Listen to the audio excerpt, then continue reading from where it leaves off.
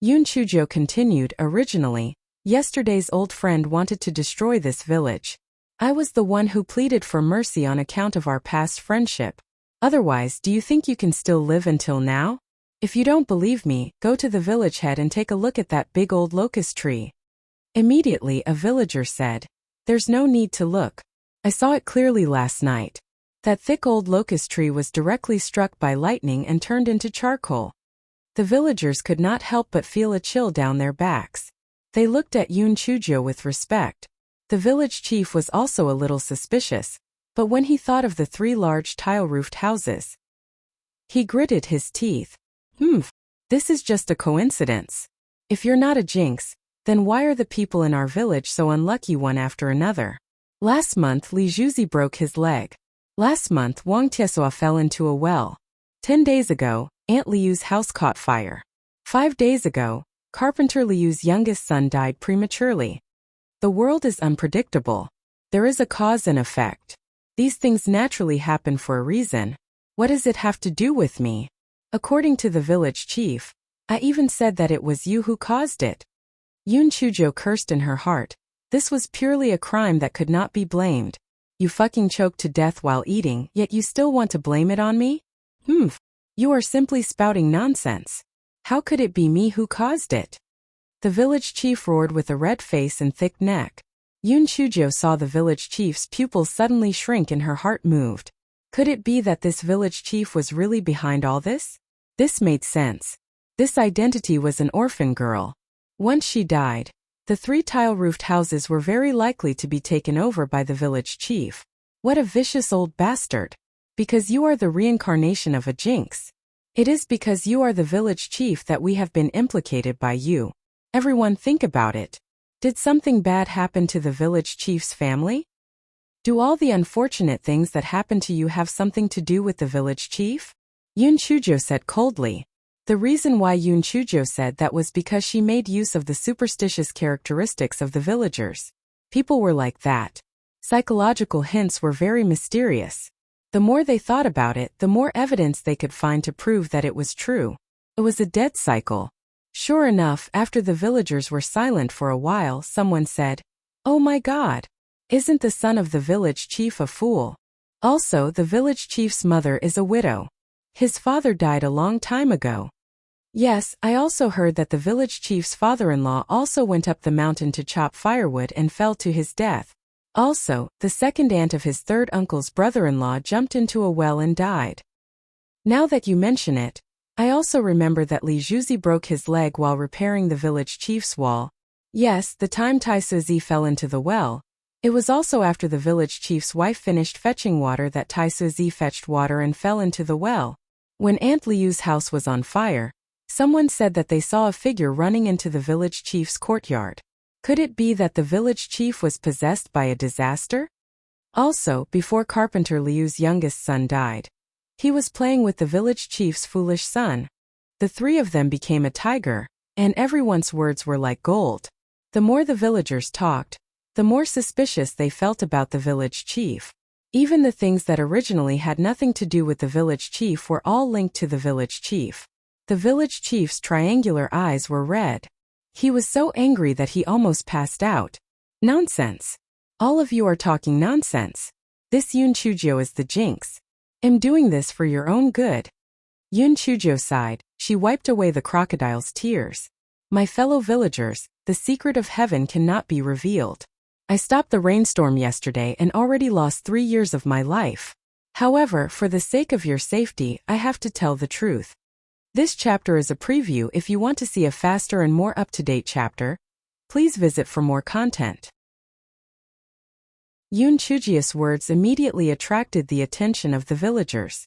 All of them stretched their necks and listened.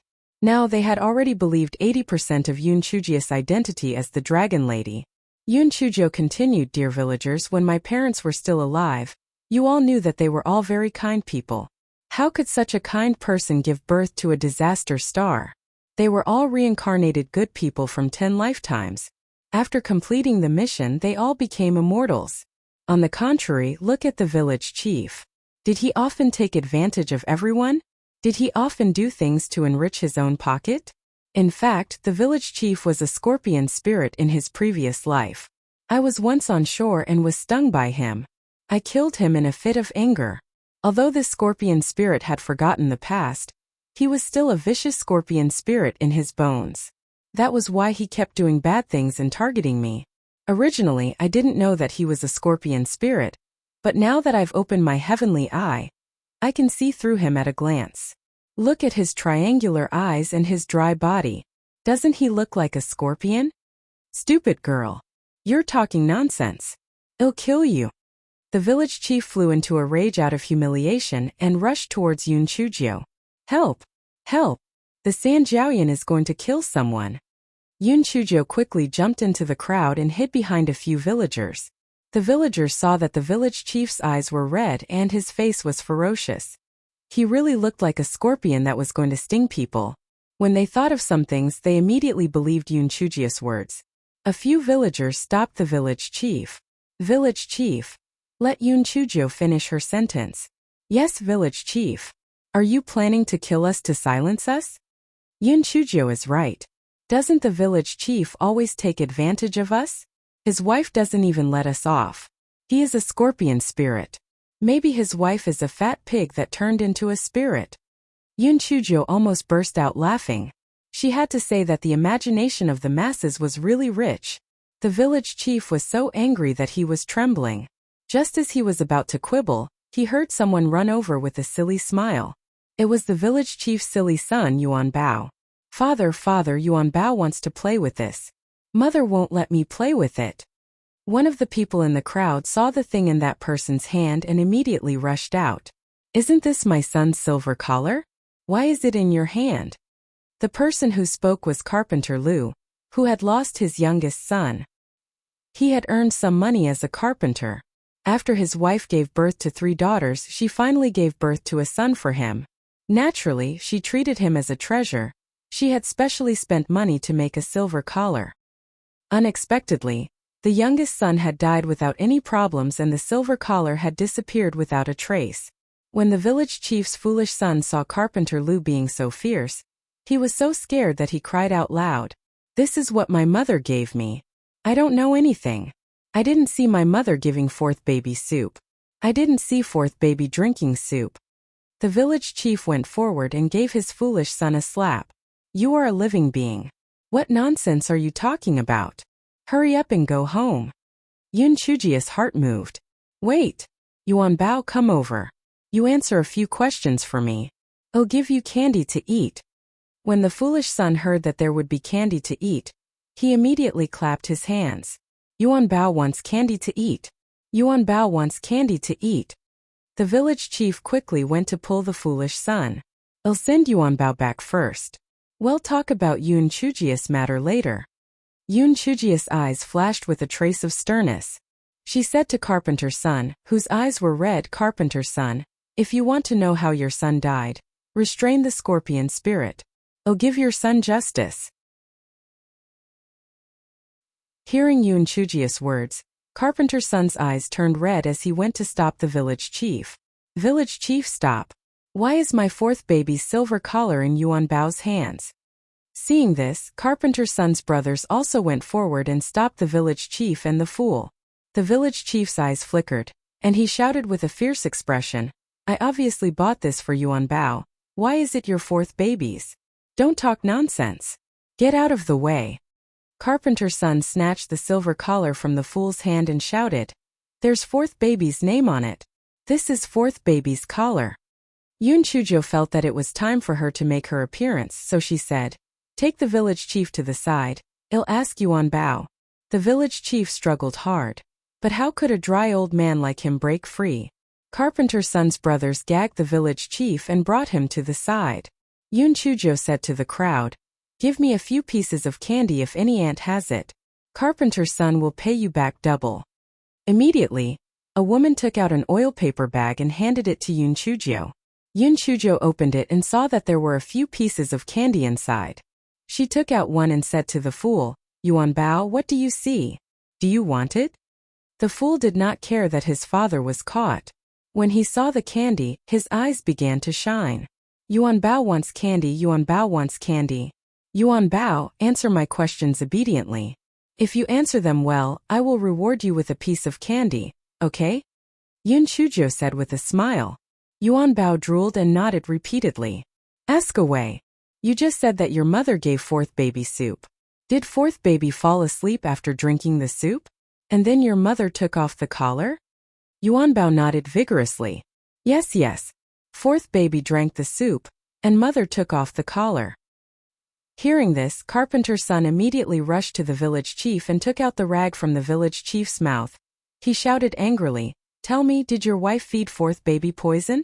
No wonder fourth baby was in a daze when he came back from your house. He died a few days later.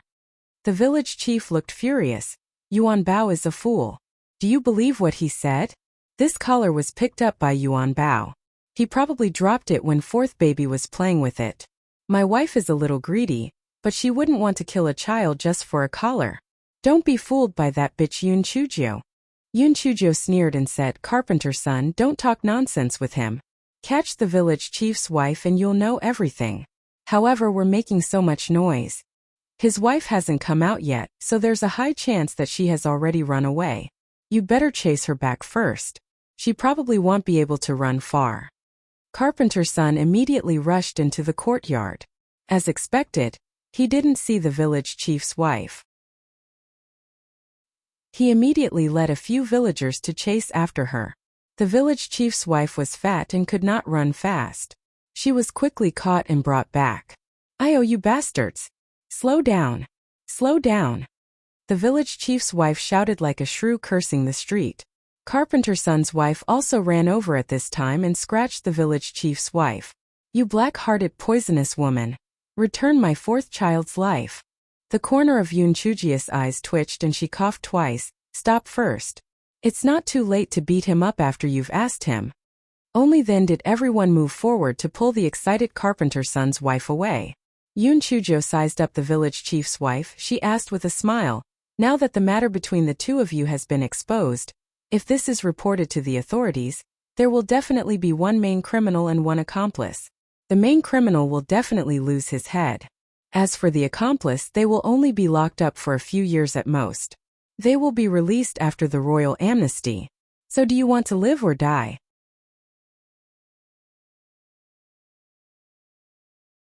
The village chief's wife was just a village woman with limited knowledge. Her legs went weak after being frightened by Yun Chuzhou. Yun Chuzhou continued, "Have you heard of a term called bewitching the masses? The two of you did all those dirty things and put them on my head. Then, you said that I was a jinx or something. This is bewitching the masses. The current emperor is so wise. How can there be a jinx in the world? This is a great crime to kill 9 families. If it was your idea, then kill 9 families of your own family. If it was the village chief's idea, then kill 9 families of his. Kill 9 families?" The village chief's wife was so scared that she collapsed on the ground. She howled, "This was all that damned idea. He took a fancy to your 3 tile-roofed houses and said that he could get the house if he killed you. I was forced by him." The village chief's head buzzed when he heard his wife's words, but his mouth was gagged and he could not speak. "According to what you said, this was all the village chief's idea? Then tell me what happened. With so many people to prove it to you, you can get rid of the main culprit." The village chief's wife was so scared by Yun Chuzhou's words that she almost fainted. She immediately told him what happened. In fact, it was very simple. When Li Zhuzi was repairing the wall of the village chief's house, the village chief took advantage of his carelessness and bumped into him. Li Zhuzi's leg was broken. The reason why the iron chain fell into the well was because the village chief's wife had smeared some tung oil on the side of the well. After the iron chain fell in, the village chief covered the tung oil on the ground with soil. The fire at Aunt Liu's house was also set by the village chief. As for Carpenter Liu's son, the village chief coveted the silver collar and wanted to make the matter bigger so that he could compel the villagers to burn Yun Chuzhou to death. Therefore, he put the poison in the soup and fed it to Carpenter's son's son. The poison would not immediately kill people, so Carpenter Liu did not suspect the village chief. After the villagers heard what the village chief's wife said, a few of the victims immediately rushed to the village chief and his wife, beating and scolding them. The scene was very chaotic for a moment. Yoon Chujo watched the farce with a smile. People really had to have brains. Otherwise, they wouldn't even know that they were being played, let alone using their brains to save themselves. After a while, Yoon Chujo said, "Alright, stop beating them. If they really die, it won't be good if the officials know about it. Just send them to the officials tomorrow." When the villagers heard what Yoon Chujo said, they all stopped. Although the villagers didn't care about burning Yoon Chujo, an orphan, to death, the village chief was still registered by the higher-ups. If he really died, there would be trouble. Now that the truth was out, the villagers were a little embarrassed. Carpenter Lu took the lead and said, "Eldest niece, it's all thanks to you this time. We were bewitched before. I'm really sorry." With someone taking the lead, the other villagers also said, "Yes, we wronged you. I didn't expect Lu Wangkai to be such a heartless person. As the village chief, he actually did so many wicked things." Yoon Chujo thought to herself, "Calling me my niece isn't enough. I have to call her a fairy. What should I do?" Yoon Chujo rolled her eyes and came up with an idea. This guy started to tremble violently and began to sing the divine song again. Although it was in broad daylight, the villagers were still scared stiff. Just when they were at a loss, they heard Yoon Chujo say in an ethereal voice, "In order to help you punish the wicked, I leaked the secrets of heaven. The heavenly court is about to send down the heavenly punishment. This heavenly punishment is even more severe than last night. Hurry up and pray for me so that I can avoid this heavenly punishment." This chapter is a preview. If you want to see a faster and more up-to-date chapter, please visit for more content. Carpenter Lu trembled as he asked, "Eldest niece, no, Dragon Lady, how should we pray for blessings? Don't mention the name Dragon Lady again, lest it brings more trouble. Kneel down and say, Little Ninth Fairy, peerless beauty, kind-hearted, snow-white intelligence, beautiful appearance and wisdom. Little Fairy Joe, we can't remember what you said." Then say it. Little Fairy Joe is peerless, beautiful and city-toppling. Yoon Chujo painfully removed the last word. Some villagers asked in puzzlement, "Little Fairy Joe, aren't we praying for you? Shouldn't we say that you save the suffering and save the suffering?" What do you know? Saving people from suffering is the Guanyin Bodhisattva. Can I steal her limelight? According to what I said, hurry up, or the heavenly punishment will come. Yoon Chujo said impatiently. Although the villagers felt that something was wrong, they did not dare to say anything more. They knelt down and began to say in unison, "Little Fairy Joe, you are peerlessly beautiful and can topple kingdoms and cities." Before Yoon Chujo could show off, she felt a white light flash in front of her eyes. When she opened her eyes again, she was already in the deep sea. Yoon Chujo quickly activated the water-repellent bead. Then she cursed, "Damn Qi Ling. Will you die if you bring me here later? It was not easy for me to enjoy the worship of a person, and you messed it up for me, you damn Qi Ling." The Qi Ling in the corner was even angrier than Yoon Chujo. She banged her head against the wall. "This Qi Ling is so angry. This Qi Ling is so angry. This stinky girl actually passed the test so quickly. Are those people pigs? Last night he even burned her to death. Why did he call her a fairy so quickly? What kind of bullshit was this peerless beauty that could topple the country and cities? Damn girl, don't think that just because you've passed the first stage, you'll definitely die in the second stage. Moreover, HMPH, you'll only get 1,000 points after passing the first stage. Your points are still very, very low." At the same time, the people outside the Hall of Heaven's Pride discovered that Yoon Chujia's points had changed from -1 trillion to -1 trillion plus 1,000. Everyone was dumbfounded. Could this display screen not calculate? -1 trillion plus 1,000? Were they asking us to count it ourselves? Of course, everyone did not have the time to count it. After all, Yoon Chujia's result was the lowest in history. Yoon Chujio, who was being ridiculed by everyone, was currently looking around in the sea. She floated to the surface of the sea to take a look. She could not see the edge of the vast sea and did not see any demonic beasts coming over. This fellow simply took out a large ship from his storage ring. After jumping onto the deck, he began to eat hot pot. When the Qiling saw this, he was so angry that he almost fainted. Pervert! This pervert! Not only did he have water-repellent beads, but he also had a ship. Moreover, you are here to challenge the rankings, okay? You actually ate hot pot leisurely? You are a great insult to this Qi-Ling. Qi-Ling rolled her eyes and formed a seal with her hands. A strong wind started to blow on the surface of the sea. Yun Chuzhou didn't even need to eat hot pot. The entire ship was overturned by the huge wind and waves. Yun Chuzhou put the ship into her storage ring and sank to the bottom of the sea. No matter how strong the wind and waves were, they wouldn't affect the bottom of the sea. Yun Chuzhou swam slowly on the bottom of the sea. She believed that Qi-Ling would definitely do something. She just didn't know what kind of demon beast she was facing this time, no matter what kind of demon beast it was. With the spirit energy piglet and the purple lightning in her hands, she would kill any one of them. She would kill every single one of them. Qi-Ling saw Yun Chuzhou sink to the bottom of the sea and sneered, "Little brat, so what if you have the water-repellent bead? You will not be able to complete this mission." While Yun Chuzhou was leisurely strolling on the bottom of the sea, Qi-Ling's voice rang in her mind again. "Little brat, your mission this time is to make all the sea beasts in this area submit to you. Even if one of them doesn't listen to you, your mission will not be considered complete. Qi-Ling, if you have the ability, come at me. I promise I won't beat you to death."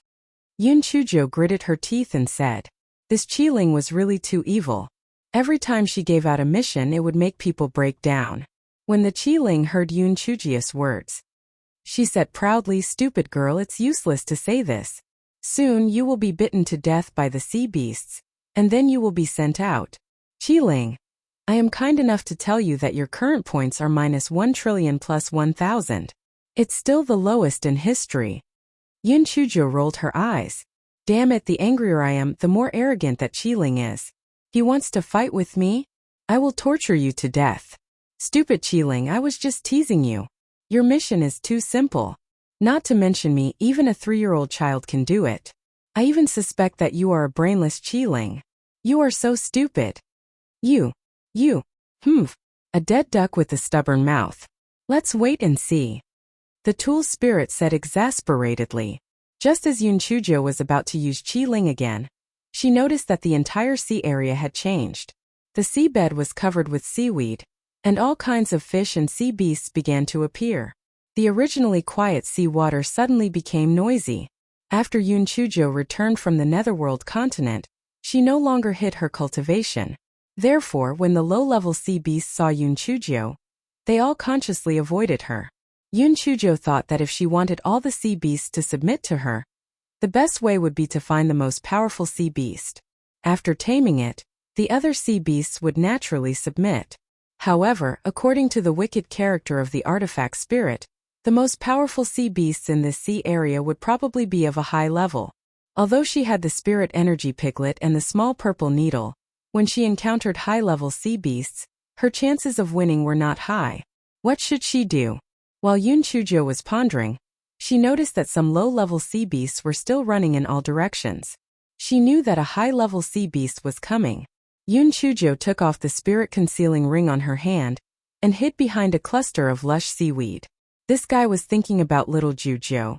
If it was a sea beast that wasn't too powerful, she would go out.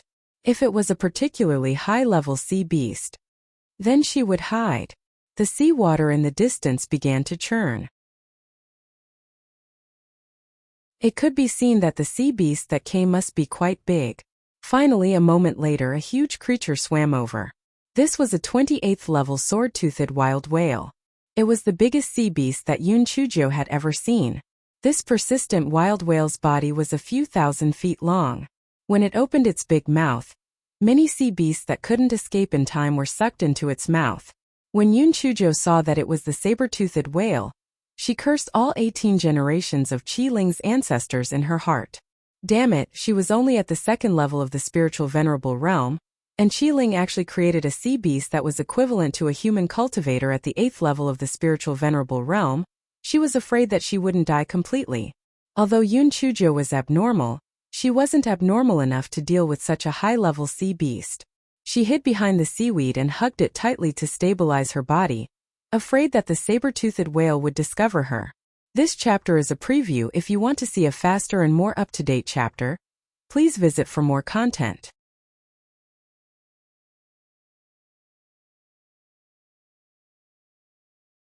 Yoon Choo-jae's thoughts were pretty good, but the suction force from the whale's mouth was too strong. The seaweed that Yoon Choo-jae was holding was pulled up by the roots, so Yoon Choo-jae was naturally exposed to the whale. Yoon Choo-jae bared her little white teeth at the whale. "Big fish, look up. There's a mermaid." Fish did not have a neck, so they naturally could not raise their heads. They could only adjust their bodies so that their heads were facing up. Therefore, the saber-toothed whale turned its huge body and looked up. Naturally, the saber-toothed whale did not see any mermaids.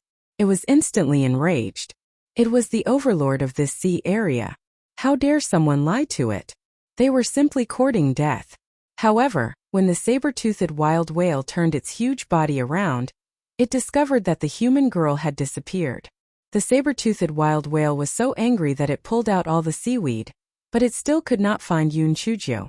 The saber-toothed wild whale could only swim away in anger. After a while, Yoon Choo-jae crawled out from an abandoned mussel shell with a big pearl in her hand. TSK, blessed people don't need to be busy. I even made a small fortune by hiding a cat. However, this thing should be an illusion. It's probably useless in this situation, Yoon Choo-jae said. However, this greedy person still put the pearl into his storage ring. He didn't care about the long term, he only cared about having it in the past. Cough cough. Yoon Choo-jae was afraid that the saber-toothed wild whale would turn around and attack her, so she quickly swam in the opposite direction. However, even with the water-repellent pearl, Yoon Choo-jae's swimming speed wasn't fast. This person was extremely frustrated. It seemed that she should take in an aquatic spiritual pet in the future, so that she could have a mount when she was in the water. When this person thought of this, her eyes lit up. Wasn't there a song that sang well? There was no food, no clothes, and the enemy would come forward. She could just get a temporary mount? Just as Yoon Choo-jae was thinking, she saw the water in front of her churning. Although it couldn't be compared to the saber-toothed wild whale, it made a lot of noise. It should be a high-level sea beast. Yoon Choo-jae still took off her spirit-concealing ring and hid behind a patch of seaweed, carefully looking out. Yoon Choo-jae was happy when she saw the sea beast swimming over. It was a 26th level golden-backed long-necked turtle. It was much more comfortable as a mount than the fish and could even sunbathe on the surface of the sea. It was really an ideal mount. She didn't consider it at all. Her spiritual power was 2 levels lower than the golden-backed long-necked turtle. This guy had a mysterious confidence most of the time.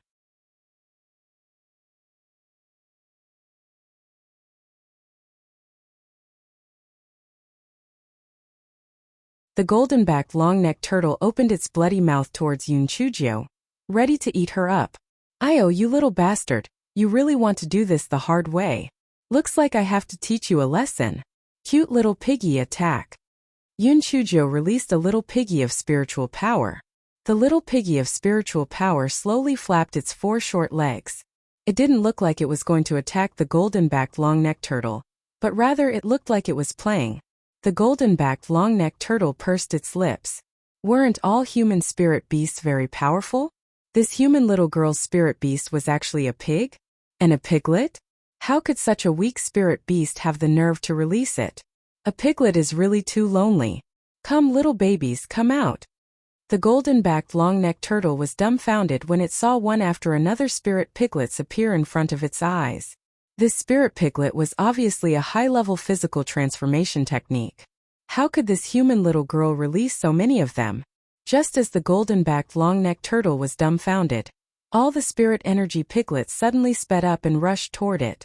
Although the golden-backed long-necked turtle was shocked, it felt that the piglet's attack power was definitely not that great, so it lazily spat out a few water arrows at the spirit energy piglets. Then, a scene that it would never forget for the rest of its life happened. Those spiritual energy piglets actually held the water arrows and began to gnaw on them. After gnawing on the water arrows, the spiritual energy piglet's body became even more solid, and its speed became even faster. It rushed towards the golden-backed long-necked turtle. The golden-backed long-necked turtle was so scared that it quickly hid its head inside its shell. This was its trump card. Its shell was extremely hard. Ordinary sea beasts would not be able to bite through its shell. The little piglet pounced on the shell of the golden-backed long-necked turtle and bit it for a while. As expected, it did not have any effect. When the time was up, the little piglet of spiritual power dissipated. The golden-backed long-necked turtle was very proud. It stuck its head out again and spat a few water arrows at Yunchujo.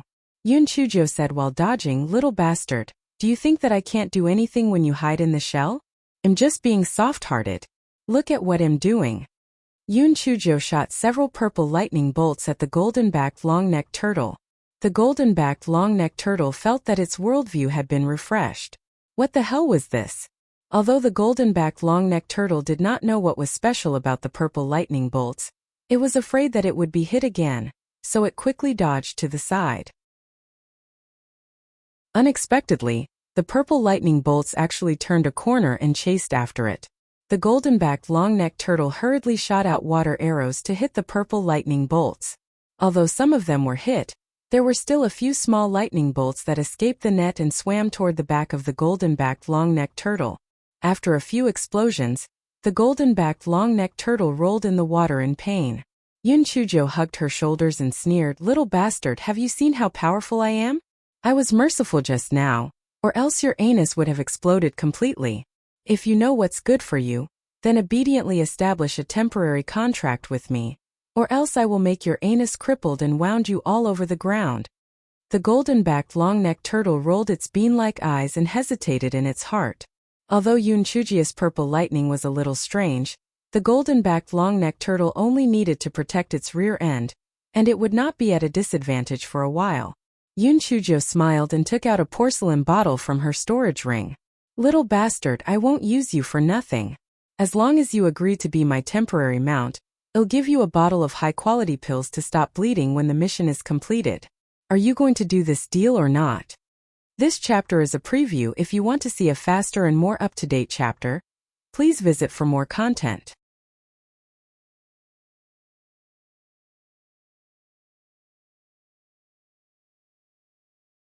Yunchujo was absolutely confident that the golden-backed long-necked turtle would agree to her conditions. This was because this fellow had fooled countless demon beasts, and knew that the stick and sweet date method was always effective. As expected, the golden-backed long-necked turtle was terrified. Firstly, it indeed felt that Yunchujo was somewhat difficult to deal with. Secondly, the pill to stop the bleeding was too attractive to it, especially now that it was still bleeding. The golden-backed long-necked turtle took the initiative to establish a spiritual connection with Yunchujo. Yunchujo formed a seal with both hands and established a temporary contract with it. "Here, eat a few pills first." Yunchujo fed the golden-backed long-necked turtle a few transcendent-grade blood coagulation pills. The golden-backed long-necked turtle did not expect that Yunchujo would actually give the pills in advance. Its heart was strangely moved. This little girl was not bad. Just as the golden-backed long-necked turtle was moved, it heard Yunchujo say, "Isn't there a saber-toothed savage whale in this sea area? Let's go and kill it." The golden-backed long-necked turtle almost fainted from fright. It hurriedly used its spiritual sense to say, "Little fairy, that saber-toothed savage whale is a level 28 sea beast. The two of us together are not its match. If we go there, we are courting death." "Are you stupid? Did I say that only the two of us will go?" Yunchujo sat on the back of the golden-backed long-necked turtle and pouted. The golden-backed long-necked turtle was dumbfounded. "Little fairy, didn't you say that we should go and kill it? Besides, there's no one else besides you and me, right? Let's go and recruit some soldiers and horses right now. The two of us can't kill it, and we can't kill it even if we find a group of sea beasts. Once it dies, you might become the new leader. Think about it, isn't it great?" Yunchujo began to draw a picture.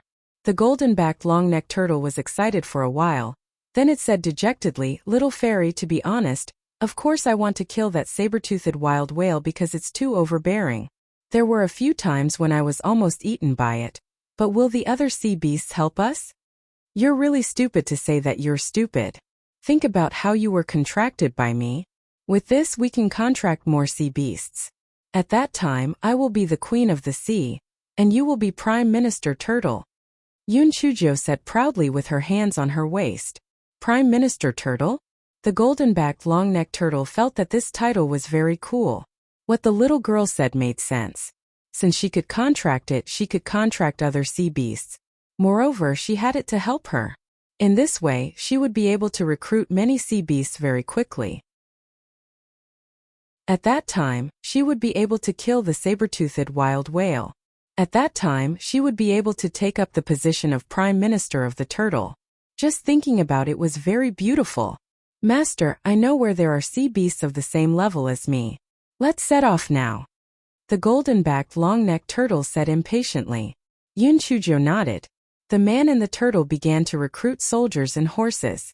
An hour later, the golden-backed turtle brought Yun Chujo to a giant-toothed gray elephant. The giant-toothed gray elephant saw the golden-backed turtle carrying a little human girl, and couldn't help but feel puzzled. This old bastard was contracted by a human? Strange, that little human girl didn't seem to have any spiritual power. How could she have contracted the old bastard? Hey, little Bucktooth, I see that your bones are strange and your front teeth are not bad. How about you follow us? Yun Chujo said with a smile. If it weren't for the fact that the giant-toothed gray walrus was afraid that Yun Chujo had taken the golden-backed long-necked turtle, it would definitely spray her with sea flower dew. What nonsense was that? You are the Bucktooth. Your whole family is the Bucktooth.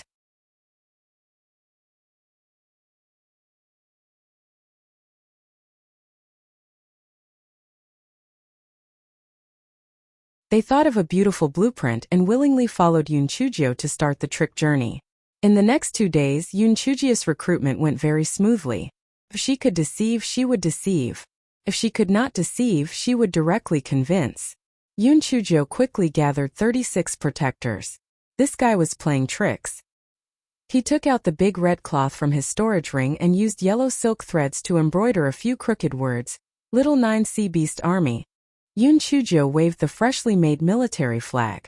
Little ones, follow me. Our chance to dominate the sea is here. The pure sea beasts were all excited. They followed Yun Chujo and marched toward the nest of the saber-toothed wild whale. The nest of the saber-toothed wild whale was behind a coral reef. The reason why the saber-toothed wild whale chose that place as its nest was because there was a small fish with a sharp beak that could help the saber-toothed wild whale clean up the residue in its teeth. Yun Chujo could not help but complain. This saber-toothed whale was quite particular about oral hygiene. This chapter is a preview. If you want to see a faster and more up-to-date chapter, please visit for more content.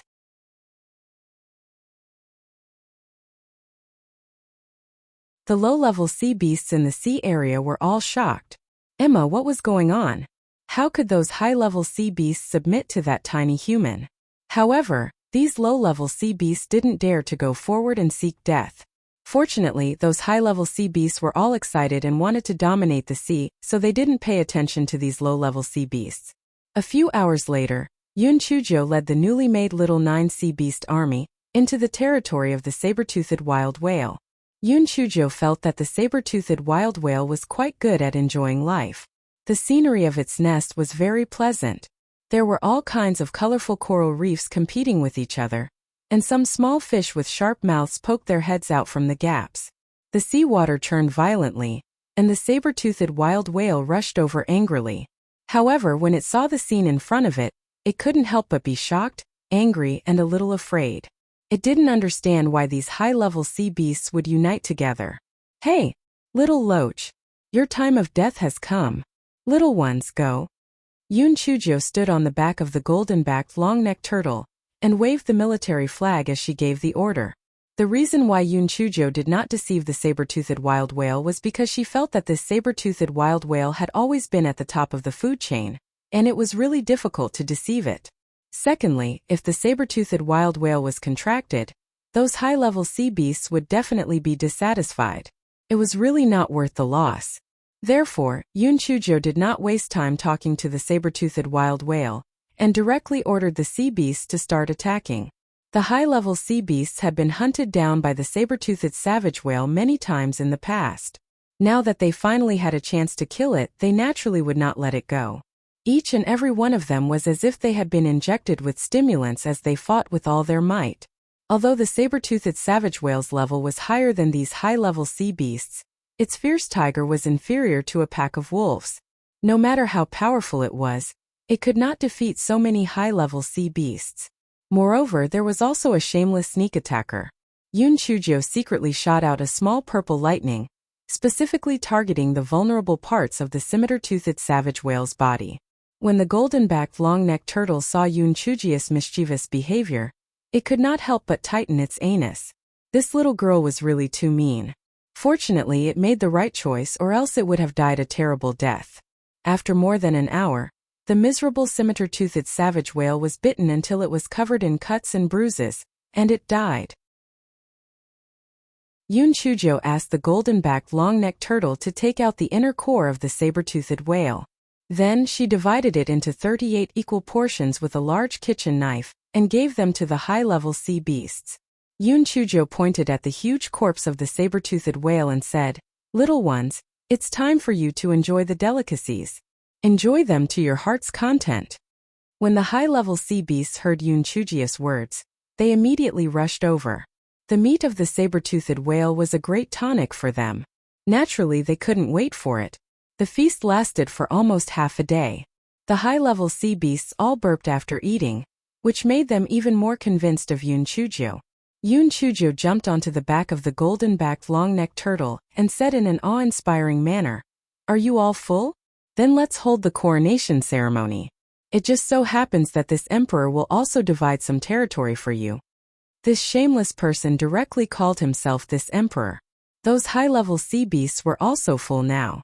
Each and every one of them acted as if they were injected with stimulants. They began to act according to Yun Chujio's instructions.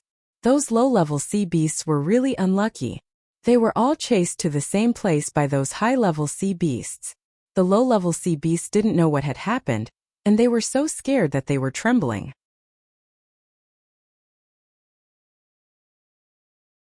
Yun Chujio saw that almost all the sea beasts had arrived. Pretentiously, she said to the sea beasts, "Today is the day that I, the Sea Emperor, ascend to the throne. All of you hurry up and kowtow to me. In your hearts you say Little Nine, the Sea Emperor, is peerless in his magnificence and can topple kingdoms and cities.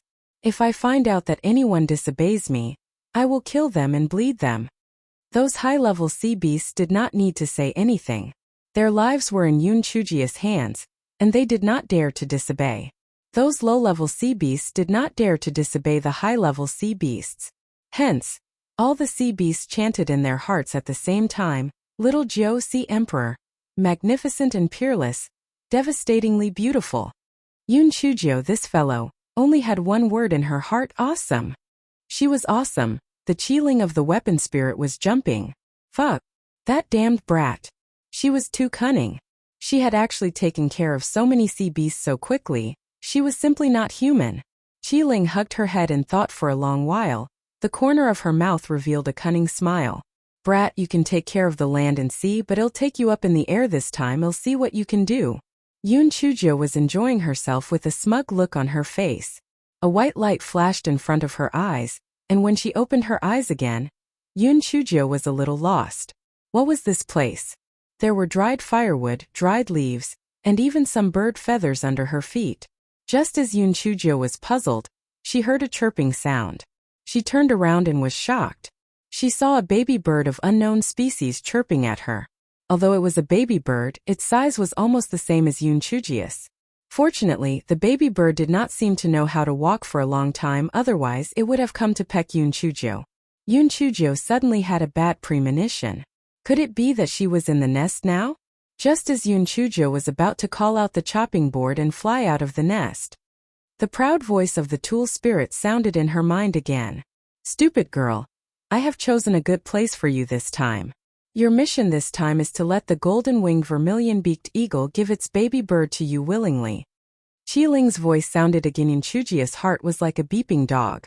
The mother eagle valued the baby bird more than its life, so how could it give its baby bird to her willingly? Just as Yun Chujio was thinking about it, she heard the Qiling continue, "Oh right, you can't use that flying spirit tool of yours. If you use it, you will be judged to have failed the mission. I wish you good luck." Good luck, my ass. Yun Chujio felt that Qiling had the potential to become a lunatic. What kind of bullshit mission was this? Didn't they say that in the Heaven's Pride Palace, it was all about picking spirit herbs and killing demonic beasts? Why did she encounter such a perverted mission? She must have entered the fake Heaven's Pride Palace. Just as Yun Chujio was cursing Qi Ling in her heart, she heard a few cries from afar. Yun Chujio's heart sank. It was probably the mother eagle that had returned. Yun Chujio wanted to hide, but the baby bird had already discovered her. There was no point in hiding. Yun Chujio's mind spun quickly. Should she kidnap the baby bird to force the mother eagle? No. The damned weapon spirit had said that she had to be willing. What should she do? Before Yun Chujio could think of anything, the golden-winged vermilion-beaked eagle had already flown to the nest. The golden-winged vermilion-beaked eagle had a two-horned sheep in its mouth. When it saw Yun Chujio, it was also stunned. How did this human little girl come to its nest?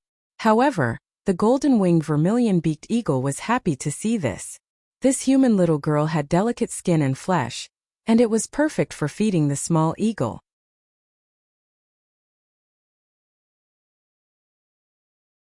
The golden-winged vermilion-beaked eagle threw the two-horned sheep to the side, and its huge beak pecked at Yun Chujio. Yun Chujio pulled her neck and howled. The golden-winged vermilion-beaked eagle was shocked.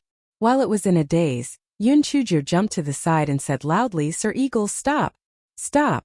I have something to say." The golden-winged vermilion-beaked eagle was stunned. However, it felt that Yun Chujio could not escape from its palm, so it was ready to listen to what she had to say. "Lord Eagle, you have seen it too. I am a good-for-nothing without spiritual power. Aren't you curious how I got here?" The golden-winged vermilion-beaked eagle thought about it. This human little girl did not have spiritual power at all. How did she get here? "Lord Eagle, let me tell you the truth. Your child, this small eagle, will be the overlord of this sky in the future. Her future is limitless." Yun Chujio paused at this point. On one hand, this fellow was trying to whet her appetite. On the other hand, this fellow was trying to figure out an excuse. The golden-winged vermilion-beaked eagle did not know what Yun Chujio was thinking. When it heard Yun Chujio say that the small eagle would be the overlord of a region in the future, as a mother, it was naturally very happy. It called out a few times proudly and then stared at Yun Chujio. It signaled her to continue quickly. "Sir Eagle, although the future of the small eagle is limitless, it is still young. Still needs to learn a lot of things. Other than the various knowledge that you can teach it, it also needs to learn some human military tactics and strategies. Only then can it become a true overlord in the sky. As for me, I am the lucky one who was chosen by Tian Dao. I am the private tutor for the small eagle. Why did Tian Dao choose me? Because firstly, I don't have any spiritual power, so I won't be harmful to small eagle. Secondly, although I can't cultivate, am familiar with all kinds of military tactics, so am the best candidate to teach small eagle." Yun Chujio said nonsense with her eyes wide open. The golden-winged vermilion-beaked eagle was skeptical. Tian Dao helped its child choose a private tutor? Why did this sound so unreliable? Would Tian Dao specially help its child choose a human girl to be a private tutor? "Master Ing, do you think this matter is somewhat unusual? This is because your child is already unusual." Yun Chujio said until here, looked around, and said in a low voice, "Master Ing, let me tell you, the bloodline of the small eagle has the bloodline of the ancient divine beast, the golden-winged great arrows." The golden-winged vermilion-beaked eagle was stunned when it heard Yun Chujio. Ancient divine beast, the golden-winged great rock? The golden-winged vermilion-beaked eagle immediately became excited. Yun Chujio had hit the jackpot. This golden-winged vermilion-beaked eagle was really a branch of the golden-winged great ROC. Of course, this branch was basically irrelevant. Every demon beast was proud of the bloodline of the divine beast. When the golden-winged vermilion-beaked eagle heard that the small eagle had the bloodline of the golden-winged great ROC, it was naturally very excited. It selectively ignored the loophole in Yun Chujio's words. Yun Chujio saw that the golden-winged vermilion eagle's gaze was somewhat relaxed. She immediately continued to say, "Lord Eagle, the small eagle's background is extraordinary. A trash without spiritual power can't harm it at all. You can keep me to try it for a few days. If you feel that it's not up to standard, then you can eat me. Anyway, I can't run away." The golden-winged vermilion eagle thought for a moment and agreed. Yun Chujio finally heaved a sigh of relief. No matter what, she had managed to stay alive for the time being. However, she had said that she did not have any spiritual power, so naturally, she could not take anything from her storage ring to eat. What about her food for the next few days? She could not eat raw meat, right? This chapter is a preview. If you want to see a faster and more up-to-date chapter, please visit for more content.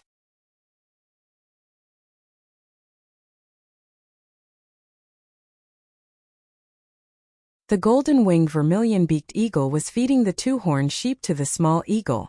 Although the small eagle was only born a few days ago, its appetite was not small. Soon it ate half of the sheep. The golden-winged vermilion-beaked eagle saw that the small eagle had finished eating, so it ate the remaining half of the sheep. However, it was obviously not full, so it prepared to go out to look for food again. Lord Eagle, when you come back, can you bring me some wild fruits or something? I'm not as powerful as you and the small eagle. I can't eat raw meat. Yun Chujo said pitifully. The golden-winged vermilion-beaked eagle looked at Yun Chujo with disdain. Then it cried out and flew out of the nest. Yun Chujo saw that the golden-winged vermilion-beaked eagle had flown away, so she sat down. The small eagle opened its eyes wide and sized up Yun Chujo.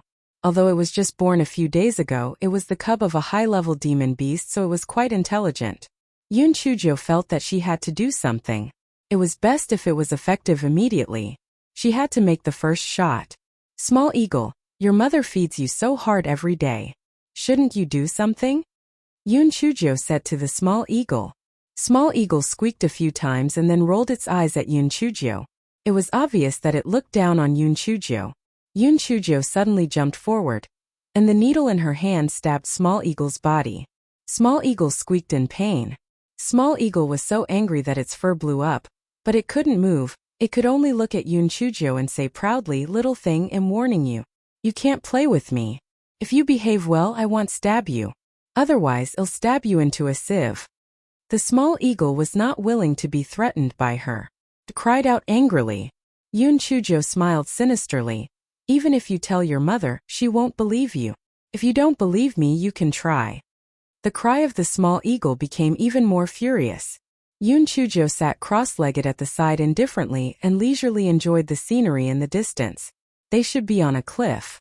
There were forests and grasslands in the distance. The food source should be fine, so the golden-winged vermilion-beaked eagle should not eat her because of hunger. Yun Chujo waited for the small eagle to stop screaming before she said, "When your mother returns, just say, 'Mother, you've worked hard.' Just say this. If you don't say it, I'll stab you when your mother leaves." The small eagle glared at Yun Chujo angrily. It had no intention of saying anything. It was determined to complain to its mother and eat this hateful human. For hours later, the golden-winged vermilion-beaked eagle flew back. The golden-winged vermilion-beaked eagle brought back a two-horned sheep. After putting the sheep on the ground, it took out some wild fruits from its storage space and threw them to Yun Chujo. "Thank you, Lord Eagle. Thank you, Lord Eagle." Yun Chujo thanked him flatteringly. At this time, Small Eagle cried out angrily, "Mother, that human used needles to stab the baby." The golden-winged vermilion-beaked eagle was stunned and then scolded angrily, "Nonsense. How could she have such guts? Did you frame her because you heard that she wanted to learn something? You are really too unambitious. Don't eat dinner today." "Mother, woo-woo. She really used needles to stab the baby." Small Eagle was so aggrieved that it was trembling. The golden-winged vermilion-beaked eagle looked suspiciously at Yun Chujo, who was eating wild fruits next to it. It then looked at the aggrieved Small Eagle. "Where did she stab you?" Small Eagle was in deep trouble this time. Yun Chujo only used embroidery needles. Small Eagle was big and had a layer of fur covering it. Therefore, the golden-winged vermilion-beaked eagle could not find any wounds after checking for a long time. It immediately beat the small eagle with its wings. The small eagle cried out in pain. Then it saw Yun Chujo's gloating eyes and almost fainted from anger.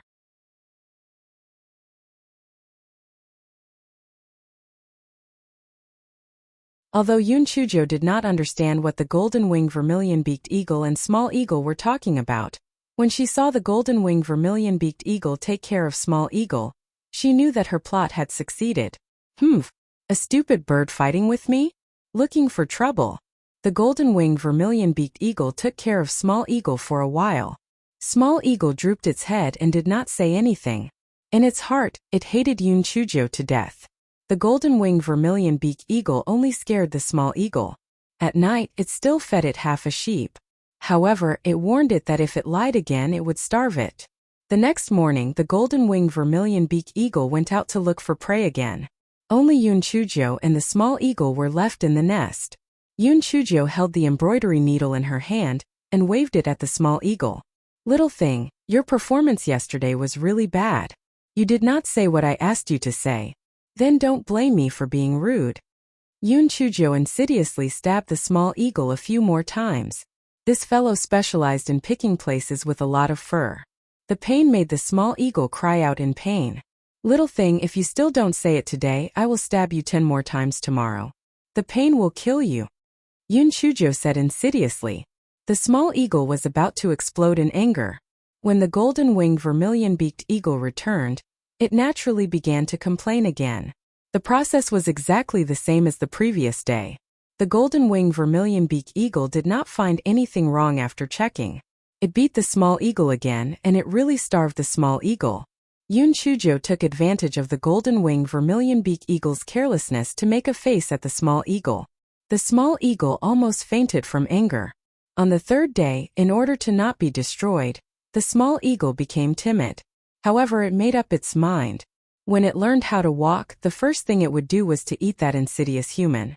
When the golden-winged vermilion-beaked eagle came back from hunting, the small eagle followed Yun Chujo's instructions and said, "Mother, you have worked hard." The golden-winged vermilion-beaked eagle was stunned at first. Then it hugged the small eagle with its wings and cried out.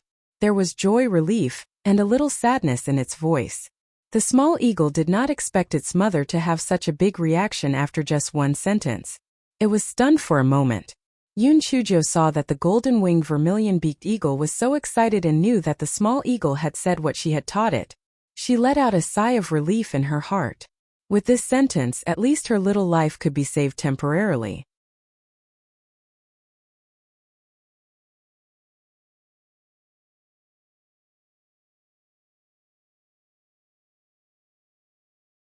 Although the progress was very smooth, Yun Chujo was a little anxious. Damn it! The weapon spirit said that he wanted the golden-winged vermilion-beaked eagle to give the small eagle to her willingly. How could he do that? Yun Chujo pondered for a while. Unless the golden-winged vermilion-beaked eagle was about to die, it might be possible to give the small eagle to her on its deathbed. Other than that, there seemed to be no other possibility. However, the golden-winged vermilion-beaked eagle did not seem to be short-lived. What should she do? It was not that this black-hearted person did not think of doing something to kill the golden-winged vermilion-beaked eagle.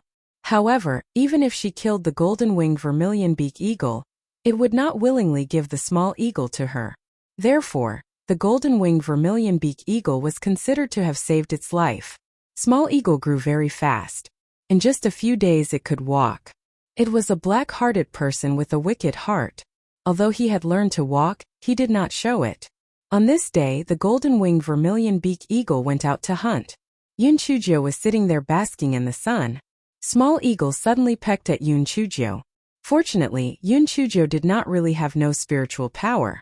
Otherwise, she would have been pecked to death by Small Eagle. Yun Chujo directly jumped onto Small Eagle's back and poked it with a needle. "You black-hearted guy, how dare you play this trick with me? I poke, I poke, I poke, I poke, I poke." The small eagle screamed in pain as it struggled. However, it was too weak and had no way to get rid of Yun Chujo. Yun Chujo had not thought of a way to get the golden-winged vermilion-beaked eagle to give the small eagle to her. Now that she was ambushed by the small eagle, she gritted her teeth. Damn it, it seemed like she had to use some extreme methods. Yun Chujo took out a pill from her storage ring and forcefully fed it to the small eagle. Then she said sinisterly, "Little thing, what I fed you is a good thing. If you don't have my antidote, you will die. And your mother will not suspect me at all.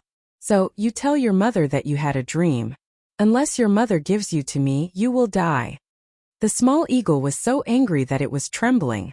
However, it could not defeat Yun Chujo. It made up its mind that when the golden-winged vermilion-beaked eagle returned, it would report this sinister human to death. When the golden-winged vermilion-beaked eagle returned, the small eagle immediately complained angrily, "Mother, that little girl fed the baby poison. She threatened me that if I didn't let you give the baby to her, she would poison the baby to death." The golden-winged vermilion-beaked eagle was skeptical. Before it could react, it heard Yun Chujo clapping her hands and said, "Master Eagle, look! Small eagle can walk. This trick of mine worked. I used a mud ball to trick it into saying that it was poison, but it actually walked when it got excited. The bloodline of the golden-winged great ROC is indeed extraordinary." The golden-winged vermilion-beaked eagle then realized that the small eagle could really walk. Immediately, it began to chirp happily. Small eagle said angrily, "Mother, I have always been able to walk. Don't listen to her nonsense. She just doesn't have good intentions. She wants to poison me to death." The golden-winged vermilion-beaked eagle's wing landed on small eagle's body. "She's doing this for your own good. If it wasn't for her infuriating you, would you be able to learn how to walk so quickly? How would a person without spiritual power like her dare to hurt you? If you lie again, don't eat dinner." Small eagle was hopping mad, but golden-winged vermilion-beaked eagle was very happy. Its child was indeed the bloodline of golden-winged great rocks. It was only a few days old and it was already jumping. Its future was limitless. This chapter is a preview. If you want to see a faster and more up-to-date chapter, please visit for more content.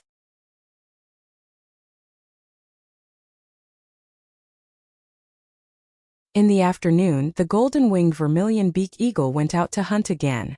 Yun Chujo was holding a needle in her hand. She said with a sinister smile, "Little thing, do you know how to describe your current state? It's all about you. Ha ha ha." Small eagle was so angry that all its fur stood up. It really didn't understand why its mother didn't believe it, and instead trusted this sinister human. "Little thing, are you very confused? Why did your mother choose to believe me and not you? It's very simple, because I can tell at a glance that you are a good person, and you can tell at a glance that you are not a good person. Ha ha ha." The black-hearted Yun Chujo felt that it was too fun to make Small Eagle jump around in anger. Small Eagle was indeed jumping around in anger, but it did not dare to move forward anymore. It knew that it could not beat Yun Chujo. "Little thing, I was lying to your mother. I fed you poison. Don't you feel a slight pain in your stomach? To tell you the truth, my poison is slow-acting. It only hurts a little at the beginning, and then it will become more painful. In the end, your intestines will rot, but it cannot be seen from the outside." Yun Chujo smiled like a little devil again. Hearing Yun Chujo's words, Small Eagle indeed felt a faint pain in its stomach. When it thought of how Yun Chujo said that its intestines would rot in the end, it immediately cried out in fear. "Little thing, the only one who can save you now is me. If you don't believe me, you can tell your mother. Your mother will definitely think that you are lying. If you don't believe me, you can try." Yun Chujo hugged her shoulders. She shook her calves and said proudly. Small Eagle felt that it was most likely the most unlucky Small Eagle. Why did the baby meet such a bastard? Why did the baby's mother not believe the baby? Woo-woo, the baby was going to be poisoned to death. When the golden-winged vermilion-beaked eagle returned, Small Eagle threw itself into its arms and cried, "Mother, mother, that insidious human fed the baby poison. The baby's stomach hurts. In the end, the baby's intestines will rot." The golden-winged vermilion-beaked eagle examined the Small Eagle. Although demonic beasts did not have the medical skills of humans, it was still possible to tell if they were poisoned. This was because after being poisoned, their eyes, tongue, and skin would change color. After the golden-winged vermilion-beaked eagle finished its examination, a wing landed on the Small Eagle's body again. "You useless thing. Your father died early. Is it easy for mother to raise you? You are actually so unambitious. You actually slandered your husband because you don't want to learn anything. This is really infuriating." Small Eagle saw that the golden-winged vermilion-beaked eagle was so angry and didn't dare to say anything more. However, it felt that its stomach hurt even more. It felt that the entire eagle's life was hopeless.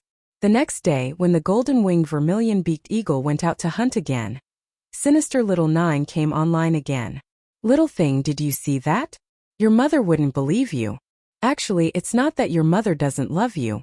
Nor is it that you're too stupid. It's mainly because I'm too smart. Too sinister. Ha ha ha. This fellow was probably the only one who would use sinister as a compliment. Small Eagle drooped its head and did not say a word. It knew that it was not Yoon Chujia's match at all. Little thing, if you don't want to rot your intestines, then follow what I've taught you. Otherwise, when the time comes, you'll be miserable. Small Eagle was just a newborn baby bird. Immediately, its psychological defense broke down. It kept wailing. It was really sad to hear it, but it would cry. Yoon Chujio took out a spirit fruit from her storage ring and stuffed it into the small eagle's mouth. The small eagle was instantly mesmerized by the sweet taste. This chapter is a preview. If you want to see a faster and more up-to-date chapter, please visit for more content.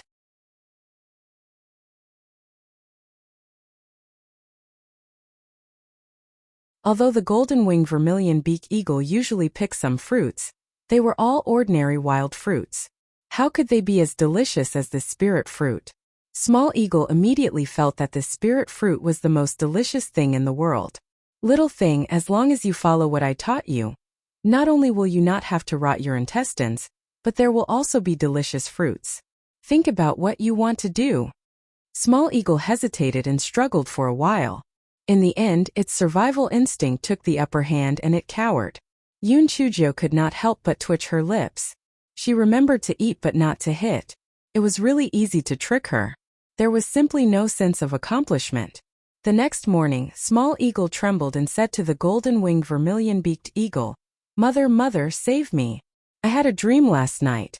An old immortal told me that unless you give me to that human, I will die." "What nonsense are you talking about?" The golden-winged vermilion-beaked eagle felt that Small Eagle was playing tricks again. It had never heard of other people's babies being so evil. "Could it be that my child has the bloodline of the golden-winged great rock?" "Mother, what the baby said is true. The old immortal said that because I have the bloodline of the golden-winged great ROC, there will be many disasters in the future. Only by recognizing this human as the master can we eliminate the disasters. This is because this human is too useless. It can balance my bloodline." Small Eagle told it what Yoon Chujio told it. The golden-winged vermilion-beaked eagle did not believe it at all.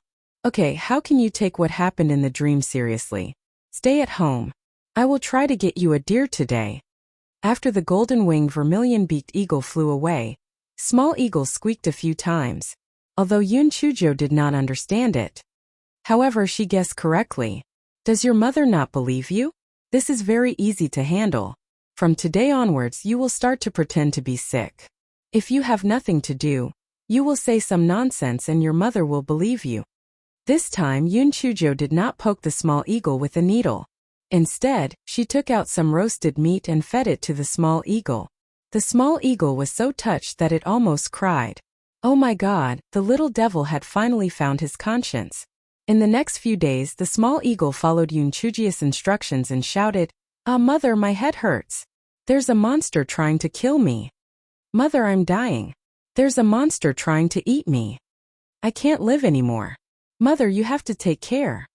At the same time, the small eagle would tremble and roll its eyes. This scared the golden-winged vermilion-beaked eagle. Could it be that what its child said was true? That's right. Its child usually hated that little girl the most. If it wasn't really dreaming, why would it say that it recognized that little girl as its master? However, its child, the magnificent golden-winged vermilion-beaked eagle, recognized a little girl without spiritual power as its master. This was really too cowardly. Just as the golden-winged vermilion-beaked eagle was hesitating, the small eagle began to tremble again. "Mother, my stomach hurts so much. Mother, quickly save me." The golden-winged vermilion-beaked eagle gritted its teeth and said to the small eagle, "All right. Since that's the case, just acknowledge that little girl as your master. At most, you can raise her in this nest from now on." The small eagle immediately stopped trembling and called out to Yoon Chujio a few times, showing off that it had succeeded. Yoon Chujio could not help but twitch the corner of her eyes. This silly child really had the ability to trick her mother. The golden-winged vermilion-beaked eagle chirped a few times at Yoon Chujio. Yoon Chujio pretended to be puzzled. "Lord Eagle, what do you mean by this?"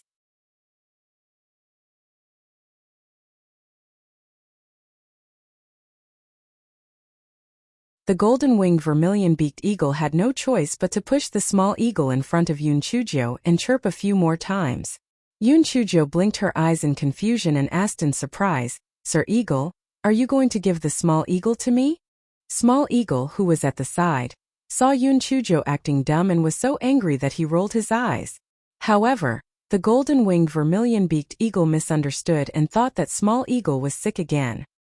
He nodded to Yun Chuzhou anxiously and then chirped. Yun Chuzhou finally looked like she had a sudden realization. She slapped her thigh and said, "No wonder I have been dreaming for the past few days. I dreamed that an old immortal asked me to take in the small eagle. The old immortal even asked me to take good care of the small eagle." When the golden-winged vermilion-beaked eagle heard Yun Chuzhou's words, it believed that there was a dream. It used its wings to push the small eagle toward Yun Chuzhou. Yun Chuzhou was about to take the opportunity to form a contract with the small eagle when a white light flashed before her eyes. The scene in front of her changed. At this moment, it had been half a month since Yun Chuzhou entered the prodigy role. At first, there were still many people who came to watch. Later, only Feng Ming and Jinji came to check on her when they had the time. At first, Jinji was very worried about Yun Chuzhou's safety. However, after being brainwashed by Feng Ming and the other two, she became numb to it. They were right. Little Jiu, that monster, would be fine. Everything in the Tianyuan Institute was as usual. There was no difference because of the lack of a bad news bag. On this morning, Dean Huangfu was in the study dealing with some matters. The door of the study was knocked open. Dean Huangfu was shocked. He looked up and saw that it was the dried-up old man who had barged in. However, the dried-up old man's expression was very grave. He was also very anxious. "Old man Jiang? Old man Jiang, is there something wrong?" Dean Huangfu stood up. He knew that old man Jiang was not someone who would act rashly. Something must have happened. "My enemy has been found. I must leave this place immediately to avoid implicating you. When little Nine comes out, you must keep your mouth shut. Just say that I went wandering and don't let her find me. She isn't a match for those people yet." The dry old man hurriedly said a few words, then turned around and rushed out. In a few leaps, he disappeared without a trace. Before Dean Huangfu could react, he heard the sound of a fight coming from afar. His heart tightened, and he hurriedly rushed over to where the fight had happened. When Dean Huangfu rushed over, he discovered that the dried-up old man was fighting with a middle-aged man. The middle-aged man was dressed in a black robe. The cuffs and edges of the black robe were embroidered with golden threads.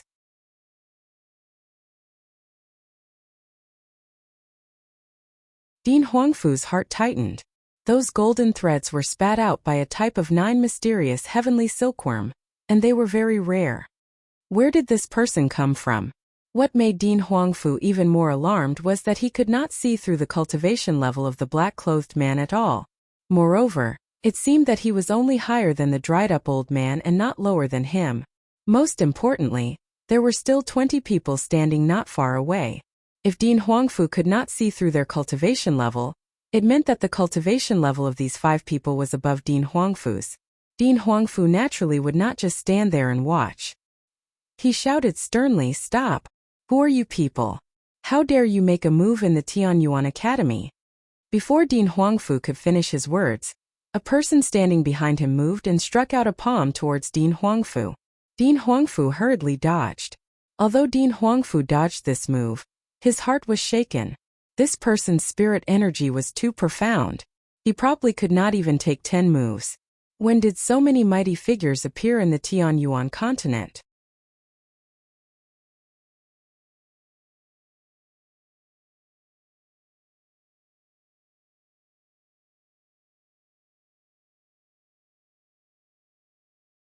When the old man saw that the man had attacked Dean Huangfu, he faked a move and jumped to the side. He said to the middle-aged man, "Fan Zhen, this is a grudge between us and it has nothing to do with anyone else.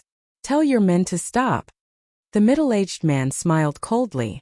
"Zhang Yizhou, I didn't think that you were really still alive. I thought that you were already dead. However, it seems that your life isn't that great after all. We are of the same age, yet you have grown so old. Yes, what a joke. Fan Zhen, cut the crap. You are just looking for me to seek revenge. Let's go somewhere else and fight to the death. The reason why the old man said that was to lure these people away so that they would not implicate the people from the Tianyuan Academy. At that moment, many people from the Tianyuan Academy had gathered around and they were all glaring angrily at Fanjun and the others. Unexpectedly, the middle-aged man snorted coldly and said, "Since these people are hiding you, then these people must die." The old man's eyes were bloodshot as he said, "Fanjun, you are going against the law. Aren't you afraid of being punished by the heavens?" The middle-aged man was Fanjun and he curled his lips. "You have reminded me that these people are just ants. It's not worth it to kill them and get struck by lightning. However, it's not bad to cripple their dantian and chop off their limbs." The old man clenched his fists and gritted his teeth. "As long as you don't hurt them, it'll be at your disposal." Jiang Yizhou, do you think you're still the original Jiang family head? What right do you have to bargain with me? If they want to blame you, then blame it on your relationship with them. It's their bad luck. Fanjun waved his hand. He signaled for the people behind him to make a move. "Fanjun, you are really going too far. If you continue to force me, I will self-destruct my dantian. We will fight to the death." The veins on the dry old man's forehead were popping out. This was the situation he had been most worried about. He had not expected it to happen. When Fanjun heard that the dry old man was going to self-destruct his dantian, he was indeed a little apprehensive. His eyes flickered. "All right, anyway, these people have nothing to do with us. You just have to commit suicide right now and I will spare these people."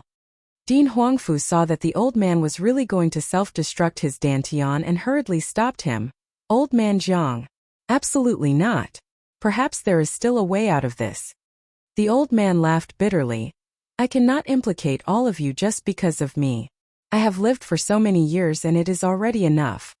Although Jinji did not know the old man, she had once heard Yun Chuzhou bragging that she had a master who was a dry old man, so she shouted, "Elder Jiang, even if you die they might not really spare us. How can we not defeat these people?"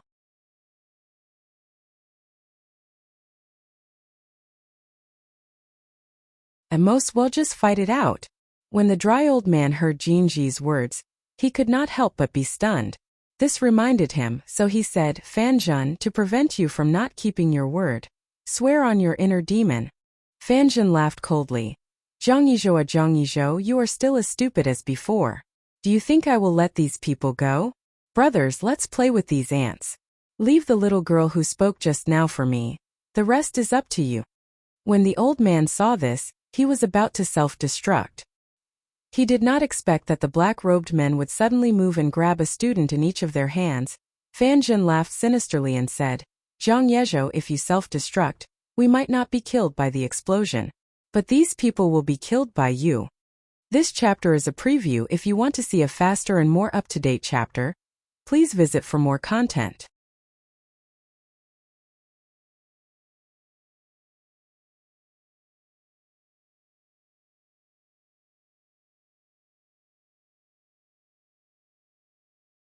While the old man was still in a daze, Fanjun threw a palm strike at him. The old man had no choice but to fight with him once again. After the other black-robed men had severely injured the students in their hands, they charged towards Dean Huangfu and the others. Although Dean Huangfu and the others could be considered among the top experts in the Tianyuan continent, they were completely unable to defend themselves in front of these people. Those students could not even withstand a single blow. And those black-robed men were like wolves entering a flock of sheep. Those people were afraid that after killing someone they would be punished by the heavens, so they either slapped the person's dantian open, or directly broke the person's limbs, and even tore some of the female students' clothes. In an instant, miserable howls filled the ground, and the Tianyuan Academy instantly turned into hell on earth. The dry old man was filled with regret, hatred, anxiety, and anger. However, he was trapped by Fanjun and had no way to rescue him. He knew that even if he were to commit suicide now, Fanjun and the others would not let the people from the Tianyuan Academy off. These people were simply animals. In less than an hour, other than a small number of people who managed to escape, the rest of the people did not have the ability to resist. Fanjun also did not have the mood to deal with the old man. With a wave of his hand, a few men dressed in black swarmed over. The old man was caught off guard and one of them slapped his chest, causing him to spit out a mouthful of blood. Fanjin laughed sinisterly. Zhang Yizhou, you didn't think that you would still have this day, did you? TSK, the Zhang family's head is now even worse than a dog. How wonderful. The old man spat out a mouthful of blood and roared in grief and indignation. Fanjin, there's nothing to say that my skills are inferior to humans, but these people are all innocent. Let them go, or else I won't spare you even if I become a ghost. Fanjin curled his lips and laughed sinisterly. Don't worry, I am afraid of the heavenly punishment. I will not kill them. I will just let them have something missing from their bodies. As for those beautiful chicks, I will still dote on them. The people of the Tianyuan Academy could not help but feel despair. These people's methods were extremely cruel. To fall into their hands was simply a fate worse than death. Fanjin, you will die a horrible death. All of you will die a horrible death. The dry old man was so angry that he started cursing. Cut off his tongue. I want to see how he will continue to spout nonsense. Fanjin snorted coldly and said to a black-robed man. The black-robed man was holding his sword and was about to cut off the dry old man's tongue when he heard someone say clearly, "Where did this wild dog come from?"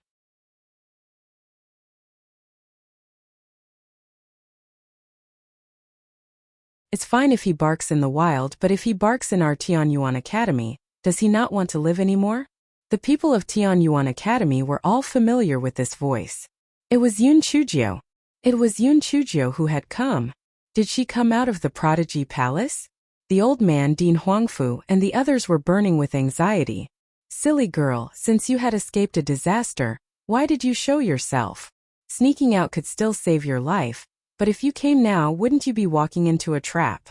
These people were not like the people from the Netherworld Palace. Their spiritual power was almost at the peak of the 9th level of the spiritual venerable realm. How could a little girl like you be able to deal with them? Fanjin heard the shouting and looked up. He saw a large chopping board flying over. On top of it stood a beautiful young girl. Kiki, this little girl is quite good-looking. Since she took the initiative to deliver herself to us, how can we waste her? Little girl, be obedient and I will let you suffer less. Fanjin said with a lewd smile. Fuck your Luoquan. A beast like you, even a so won't take a fancy to you. Yun Chujio stood on the chopping board and cursed with her hands on her hips.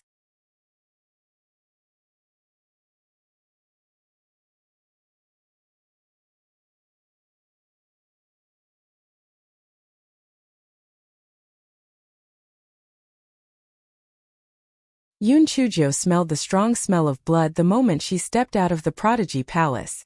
She knew that something big had happened. She could have just left. However, although this fellow had a black heart, he valued his feelings the most. After sending a letter to Enfeng, he immediately flew over. Fanjin said coldly, this stinky girl is really stubborn. Fanja, go up and get this stinky girl down.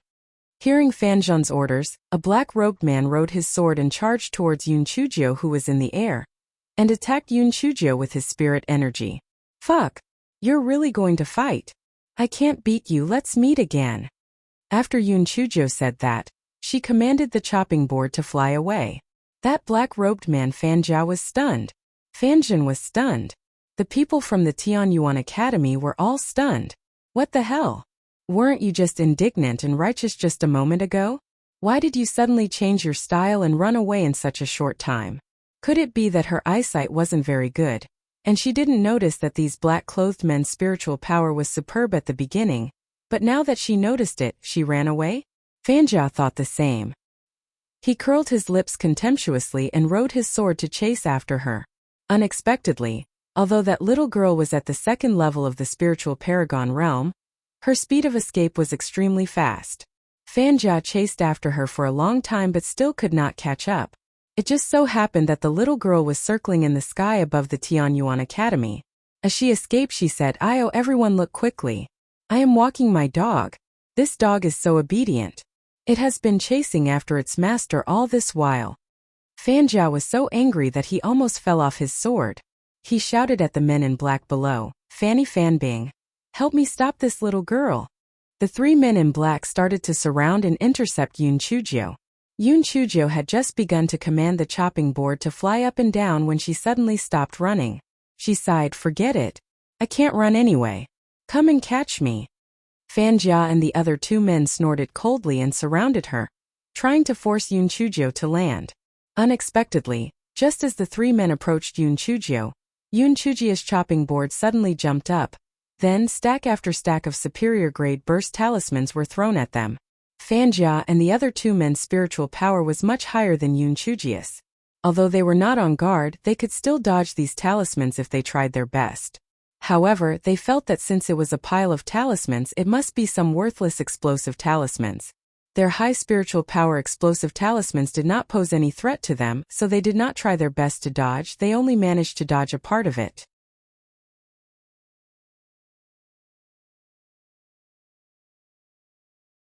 Loud explosive sounds were heard one after another, accompanied by the miserable screams of Fan Jia and the other two. Yoon Chujio was not idle at this time. She continued to throw talismans at the three of them. "Damn it! I'll blow you all to death. I'll make you bully my master. I'll make you bully the headmaster. I'll make you bully Fengming and the others. I'll make you bully the beauty Jin Ji." Although Fan Jia and the other two were powerful, they were still flesh and blood after all. How could they withstand the bombardment of so many superior-grade burst talismans? They were blown to bits. No one had expected such a situation. Compared to the people from the Tianyuan Academy, Fan Zhan and the others were even more shocked. What kind of talisman was that little lass using? Was it a sudden rupture talisman? How could she have so many sudden rupture talismans? Could it be that her family was selling talismans?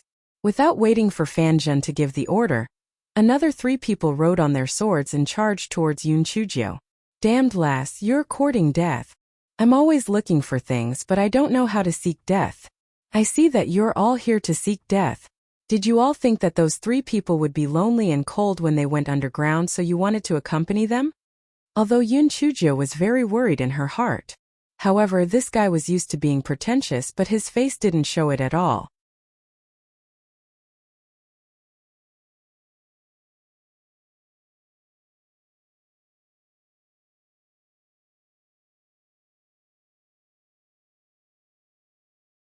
"Brothers, don't talk nonsense with her.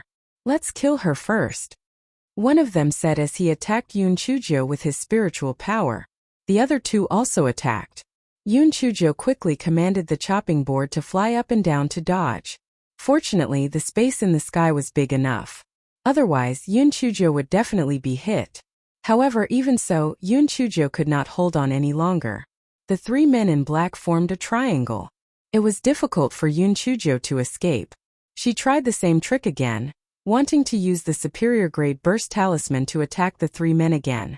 However, the three men did not fall for the trick after learning from the previous experience. The three men only used their spiritual power to attack, and did not approach Yoon Chujio at all. They did not give Yoon Chujio the chance to use the talisman at all. Yoon Chujio was burning with anxiety. It was not a good idea to continue like this. What should she do? Yoon Chujio was a little distracted, so she dodged a little slower.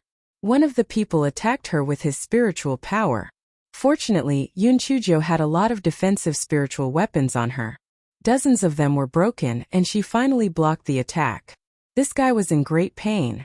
"Damn it, I spent a lot of effort to get this. I'm not done with you." However, this fellow also thought of a way to fly into the fire. Fuck. Anyway, these were all extorted. Let's just waste them and kill one after another. Thinking of this, Yoon Chujio rushed towards one of the people. That person was stunned. Has this little girl gone mad? She came to seek her own death? That person attacked Yoon Chujio with a spiritual energy attack. Yoon Chujio did not dodge at all and took the spiritual energy attack head-on. The supreme grade sudden rupture talisman in her hand also smashed towards that person. The other two saw the situation and rushed over to pincer attack. Yoon Chujio didn't dodge and threw another stack of supreme grade burst talismans at that person just now. That person let out a miserable cry and even his flying sword was blasted into pieces. Of course, Yoon Chujio also suffered heavy losses. The defensive spirit tools on her body were shattered into several hundred pieces in an instant. Yoon Chujio's pained eyebrows stood up. She turned around and rushed towards the other two people. Bastard! Compensate my spirit tools. I'll blow you all to death. Although Dean Huangfu and the others were feeling heavy-hearted at this moment, the corners of their eyes twitched when they heard Yun Chujia's words. Little Joe, are you focusing on the wrong thing? At this time you're still a money grubber? The two men in black in the air were also a little confused when they heard Yun Chujia's lines. However, they knew Yun Chujia's path, so they did not dare to be careless. They attacked Yun Chujio while dodging, not giving Yun Chujio the chance to use the talisman.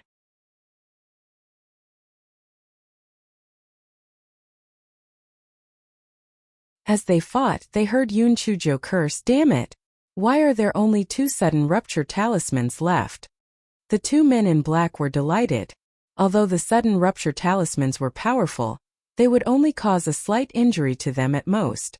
The two men looked at each other and rushed towards Yun Chujio at the same time. Yun Chujio's eyes deepened. Good timing, they really came croaking. When the two of them were less than 10 feet away from Yun Chujio's chopping board suddenly jumped up and threw the superior grade burst talisman at the two of them. The two men in black thought that it was just a burst talisman, so they did not care. They did not dodge at all, so they were in a tragic situation. How was it 2 pieces? There were more than 200 pieces. After a few explosions, the two men in black were also blasted into pieces. Fanjin originally did not take Yun Chujio seriously, but in less than an hour, he actually lost 6 of his men. It was really a great humiliation.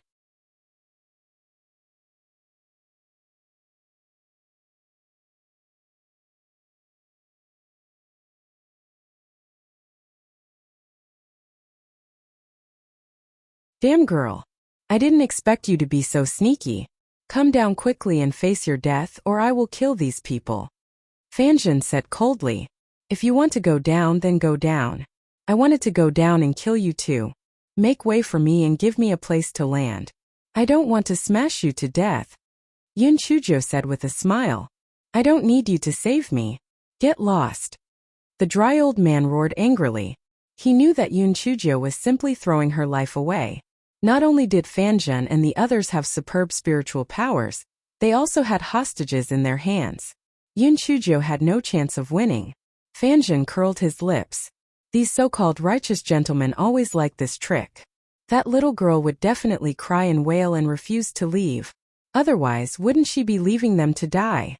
Unexpectedly, Yun Chujio touched her chin and said, Old man, what you said makes sense. You guys are not related to me. I don't need to put myself in danger just to save you guys. Since that's the case, I'm leaving. You guys can do whatever you want." After Yun Chujio finished speaking, she indeed commanded the chopping board to fly away. Not long after, there was only a black dot left. Fanjin. The man in black. Everyone. For a moment there was a strange silence. Everyone was shocked by Yun Chujio's unconventional behavior. Are you out of your mind? Since you don't want to meddle in other people's business, why didn't you leave just now? Why did you leave now? Could it be that after killing 6 people you felt good and left? Family head, should we chase after her? A man in black asked Fanjin. Fanjin was also a little hesitant. He decided not to chase after her. Yun Chujio had killed 6 of their men. He could not let her off so easily. However, he decided to chase after her. That wretched girl was full of tricks. She might even come up with some tricks. Her chopping board was much more flexible than these people's swords. Moreover, he did not know how many sudden rupture talismans she had in her hands. Fanjin was filled with regret. He should have used these people to blackmail that wretched girl from the very beginning. He should not have let people go to the heavens to capture her. However, that wretched girl seemed to value money more than these people. Even if he were to blackmail her, she probably would not give in, right? Fanjin gritted his teeth. No matter what, the purpose of this trip was to kill Jiang Yizhou. He had to kill him first. As for that wretched girl, he would deal with her when he had the chance in the future. Just as Fanjin was about to kill the old man, he saw Yun Chujio flying back. Hey, how about we discuss a business deal? Fanjin felt a slight pain in his temples. This wretched lass was most likely out of her mind. Discuss a business deal? Are you crazy? Why would I discuss a business deal with you? Let me tell you the truth.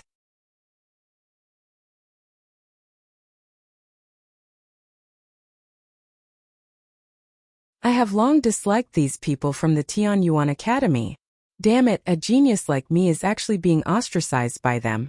Do you know why I wasn't here just now? Because I violated the school rules and was locked up by them. If it wasn't for you guys coming over, I would still be locked up. These people deserve to die.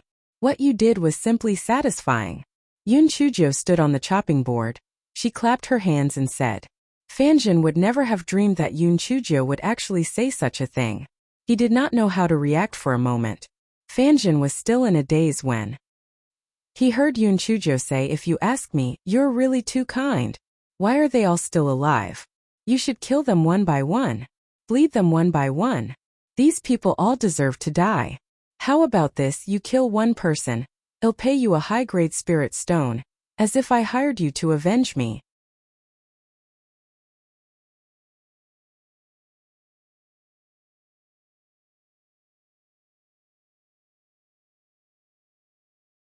Feng Ming and the other two had followed Yun Chujo for a long time. They immediately understood Yun Chujia's intention and knew that she was stalling for time. Feng Ming immediately cooperated and scolded, Qian duo. You're really ruthless. Didn't I just reject you? No one would like a ruthless woman like you. You're shameless. It's your fortune that I like you. If it wasn't for your delicate skin and flesh, I would have castrated you long ago. Pooey. Yun Chujo almost laughed out loud. Senior Brother Bird actually knew how to use a fake name. You fickle bitch. All the slightly better-looking men in the academy have been ruined by you. I won't give in even if I die. Feng Ming roared in grief and indignation. Shi Xian, who was at the side, also understood and cursed at Yun Chujo. That's right. A man can be killed but not humiliated. Even if you get our bodies, you can forget about getting our souls. Dean Huangfu, the veteran actor, also began to add drama. Sigh. Qian duo. Originally, I thought that you were still young and although it was immoral, there was still a chance to save you. I didn't expect that you would be so vicious. Now, you actually want to ally with outsiders to kill us. You're really the scum of our Tianyuan Academy. In order to survive, the students of Tianyuan Academy also started to put on their acting skills. Qian duo. You've already possessed me, why aren't you satisfied? 100 days of marriage in one night. You're actually so vicious. Qian duo. Have you forgotten the sweet words you said to me back then? I won't let you off even if I become a ghost. Qian duo. You clearly said that although I am your 36th man, I will be your last man. So it turns out that you have been lying to me all along, you heartless woman. Fan Zhan and the men in black had obviously never encountered such a thing before. For a moment they could not make heads or tails of it and could not help but start making connections. Qian duo seemed to be a womanizer. She was usually a womanizer. Although many people had submitted to her, there were still some who would rather die than submit. Was she then locked up by the headmaster? Yun Chujo tried hard to hold back her laughter and thought to herself, life is like a play. It all depends on acting. Yun Chujo estimated the time, and Feng and the others should be arriving soon. However, there were still 15 men in black. Even if Feng and the others arrived, they would still not be able to defeat them. Moreover, they still had hostages in their hands. What should they do? Yun Chujo stood on the chopping board and looked around. When she saw the trial tower, she had an idea. I remembered something important. Let's talk about this deal later. I have to go collect the divine weapon first.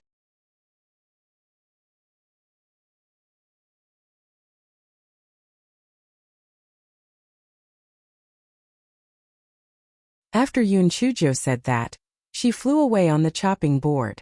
When Fanjin heard about the divine weapon, he immediately revealed a greedy look. Although he felt that something was amiss, he still had the upper hand. Leave 7 people to guard these people. The rest of you follow me. After Fanjin said that, he brought 7 people on his sword and chased after Yun Chujo. Yun Chujo turned around and looked. She sneered in her heart. He was really greedy. He actually brought half of his people over. Yun Chujo quickly landed in front of the trial tower. She placed her identity jade token in the groove of the trial tower and did not rush in. She deliberately waited until Fanjin and the rest were about to land before she walked in. Fanjin waved his hand and the 7 men quickly followed Yun Chujo in. Fanjin stood guard outside and he felt that there was no risk.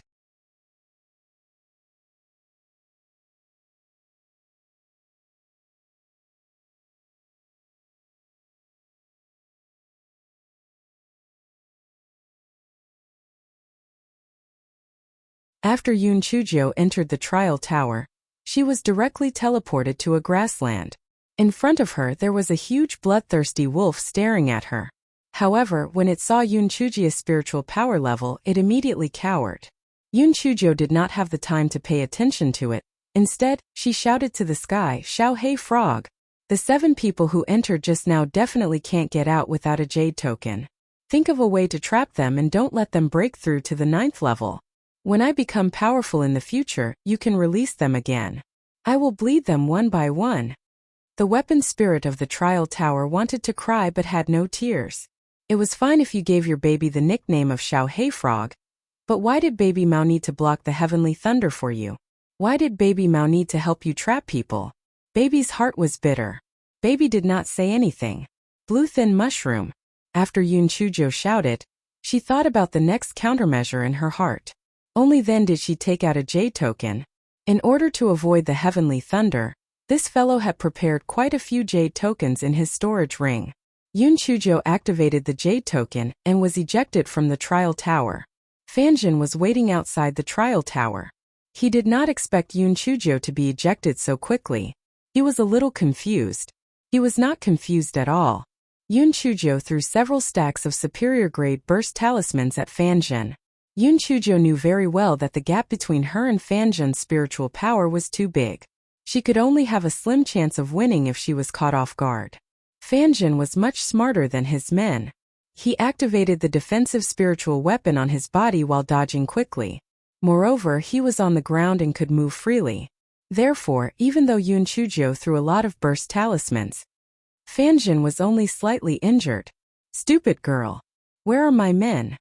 They are helping you find the divine weapon. As long as you get to the 9th level, you will be able to find the divine weapon. Why don't you go in and look for it too?" Yun Chujo said with a smile. Fanjin snorted coldly, "Stupid girl. You must be playing some tricks again. I will catch you right now and see if you are still stubborn," Fanjin said as he released a huge python of spirit power towards Yun Chujo. Not only was this huge python of spirit power huge, but it was also quite intelligent. It opened its bloody mouth towards Yun Chujo. Yun Chujo was shocked. This huge python of spirit power was on par with the pretty boy's ice dragon. It was not easy to deal with. Yun Chujo quickly released several spirit power piglets to intercept the spirit power python. When the spirit power python saw that Yun Chujo released a group of cute piglets, it could not help but show a contemptuous look. Fanjin, who was standing at the side, could not help but sneer.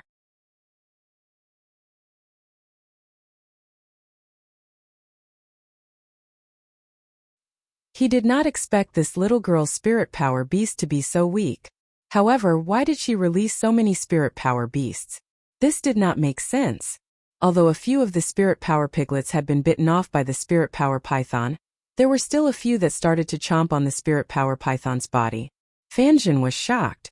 These spirit power piglets were actually able to devour the spirit power of other spirit power beasts? How is this possible? However, Fanjin quickly calmed down because he discovered that although Yun Chujia's spirit power piglets were very abnormal, Yun Chujia's spirit power level was too low, so the spirit power piglets were quickly scattered by the python, and although the spiritual power giant python's figure had become a little lighter, it still charged towards Yun Chujo. Yun Chujo gritted her teeth. It seemed that she could only use her trump card. Yun Chujo released 5 iron puppets. Number 1, Number 2, block the giant python. Number 3, Number 4, Number 5, kill this bastard for me. This chapter is a preview. If you want to see a faster and more up-to-date chapter, please visit for more content.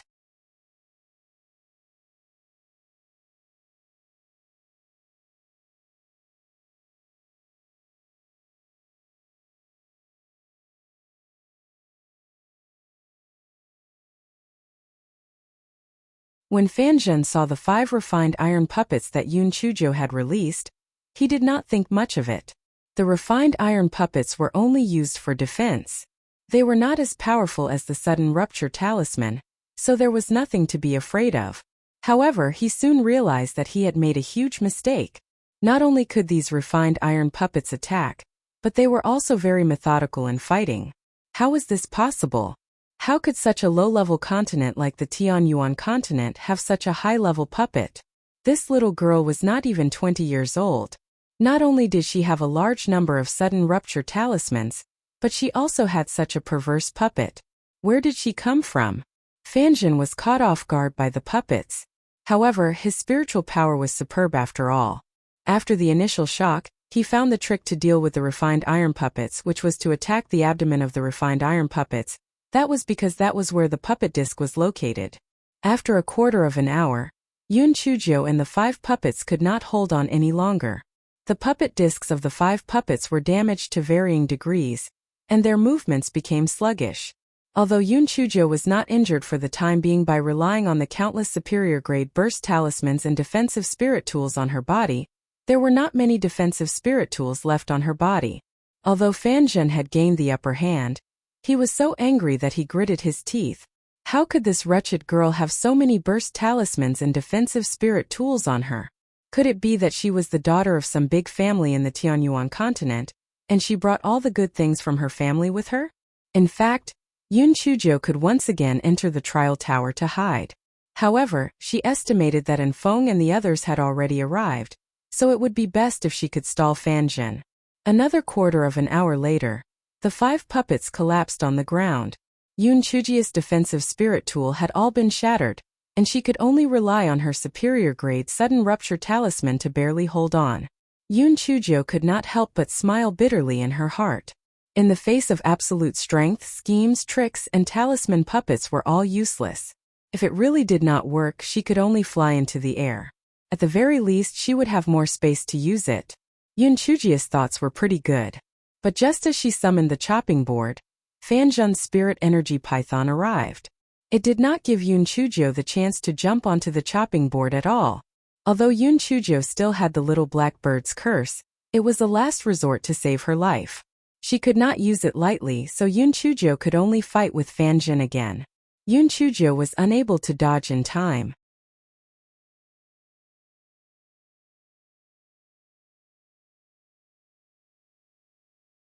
Her left shoulder was swept by Fanjun's spirit energy, and her clothes were instantly dyed red with blood. Stupid girl. You are not my match at all. I will give you one last chance. If you surrender obediently, I will spare your life. Fanjin was extremely curious about those iron puppets and the sudden rupture talisman, so he planned to capture them alive. Yun Chujio did not bother with him at all, because it was not easy for this fellow to catch his breath. How would he have time to talk nonsense? Fanjin saw that Yun Chujio did not reply and could not help but snort coldly. He stepped up his attack once again. Yun Chujio really could not hold on any longer. Just when this guy was about to let Xiao Hanyo curse him, he heard someone say coldly, "You dare to touch my woman? You're courting death." At the same time, a huge ice dragon pounced towards Fanjin. Fanjin had no choice but to give up on attacking Yun Chujio and use his spirit energy python to block the ice dragon. Yun Chujio took advantage of this moment to leap to the side with all her might and started to pant heavily. This fellow was cursing in his heart. Although the way the pretty boy appeared was a little pretentious, it had to be said that he had arrived just in time. The person who had arrived was Di Biming. Coincidentally, Di Biming had heard Enfeng's report that Yun Chujio had been in the Prodigy Palace for many days and had not come out. Although he was already a little numb, he was still worried and rushed over. He didn't expect that when he was about to reach the Tianyuan Academy, he would receive Enfeng's report that something had happened to the Tianyuan Academy. Only then did he rush over with all his might.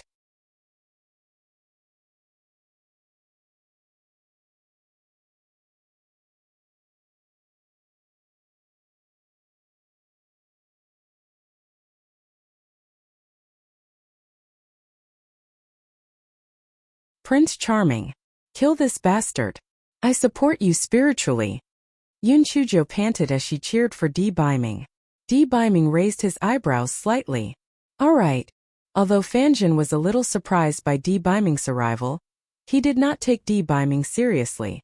However, when he realized that Di Biming's ice dragon was actually gaining the upper hand, he could not help but be shocked.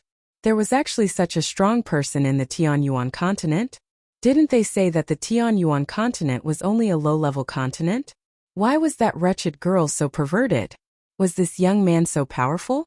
Fanjin only then noticed that Di Biming actually had an ice spirit root.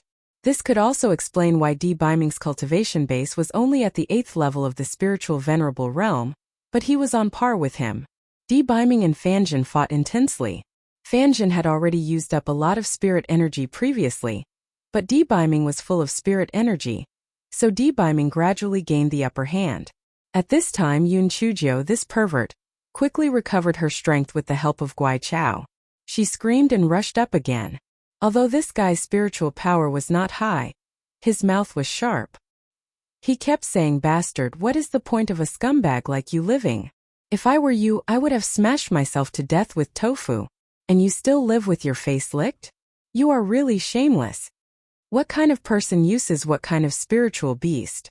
My Prince Charming uses an awe-inspiring ice dragon, and you actually use a little loach. How embarrassing." Fanjin was really angry and said angrily, "Stupid girl. My spiritual beast is a giant python. Besides, your spiritual beast is a pig. It's even more useless. TCH, what do you know? I'm pretending to be a pig to eat a tiger. Besides, what's wrong with being a pig? I'll sleep after eating. I'm so free. I wish I was a pig. Look, your men are coming out of the tower." Fanjin subconsciously looked in the direction of the trial tower. At the same time, Xiao Hanio cursed. Fanjin staggered. In addition, his eyes were looking in the direction of the trial tower, so he gave Di Biming a great opportunity to sneak attack. Di Biming naturally would not let go of such an opportunity. He struck his palm towards Fanjin's front heart. Fanjin knew that he had been tricked when he heard the sound of the wind. However, he staggered and it was too late for him to completely dodge Di Biming's attack. He could only use all his strength to leap to the side. Although Fanjin had dodged the fatal blow, he was still swept by Di Biming's palm wind. He could not help but stagger again. Then he was unlucky. Yun Chujio loved it the most. She was good at backstabbing. She had already calculated the timing and location.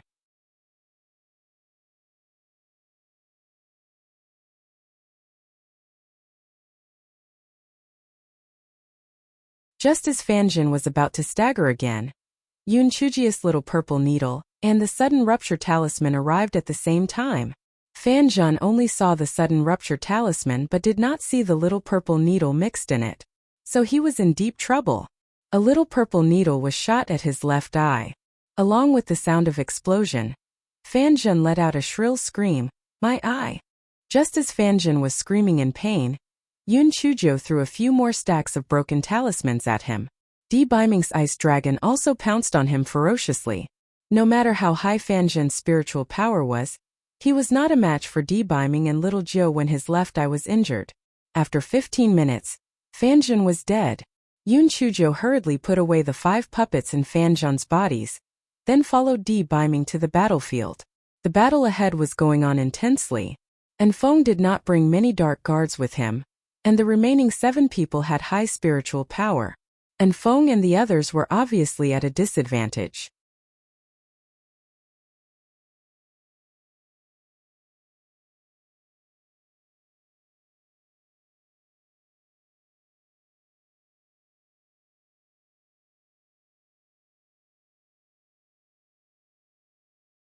Fortunately, the dry old man had recovered a little after taking a breather just now. He had struggled with all his might to hold on until now. However, almost all of them were wounded, and some of them were on the verge of death. Damn it! You are really courting death. To tell you the truth, your bastard leader has already been killed by me. If you don't want to die, quickly surrender. Yun Chujio's voice came first. When the 7 people heard Yun Chujio's words, they could not help but be shocked. The leader and the 7 brothers had been killed? How is this possible? It must be this stinky girl's nonsense. However, where did the leader and the 7 brothers go? It was probably the stinky girl's trick that lured them to another place. Although the 7 people were puzzled, they did not care too much. Even if the leader and the 7 brothers were lured to another place, the 7 of them were enough to deal with these people. After Yun Chuzhou and Di Baiming joined the battle group, although the situation was slightly better, the situation was still leaning towards the black-robed man's side. This was because Enfeng and the others were already seriously injured, and their combat strength had been greatly reduced. Yun Chuzhou knew that now was not the time to hide things. She took out a lot of heaven-grade blood coagulation pills from her storage ring and threw them to Enfeng and the others. After Enfeng and the others consumed the pills, their internal injuries and wounds healed quickly, and a part of their combat strength was restored. The battle situation between the two sides was very anxious. At this moment, a demonic voice was heard saying, "Fuck! How dare you bully my little sister Jiao? You're really courting death. Hua hua jiao jiao go." Yun Chuzhou saw that it was Shui Wuji who came and could not help but be very happy. "Brother Wuji, you came at the right time. Quickly use your spiritual power skull to smash these bastards to death." Shui Wuji raised his hand, and a huge spiritual power skull smashed towards a black-clothed person. That black-clothed person had a dumbfounded expression. Weren't spiritual power materializing into the shape of a beast? How could this red-clothed man materialize into a skull? He actually had a wind spirit root. Although the situation had not fallen into a disadvantageous position, the black-clothed person had an ominous premonition in his heart. These people were really too strange. Although the little girl's spiritual power was not high, she had countless defensive spirit tools and countless sudden cracking talismans. She had also encountered an ice spirit root and a wind spirit root. How could such a strong person appear on such a low-level continent like the Tianyuan continent? With the addition of Shui Wuji and the other two, Yun Chuzhou had a slight advantage.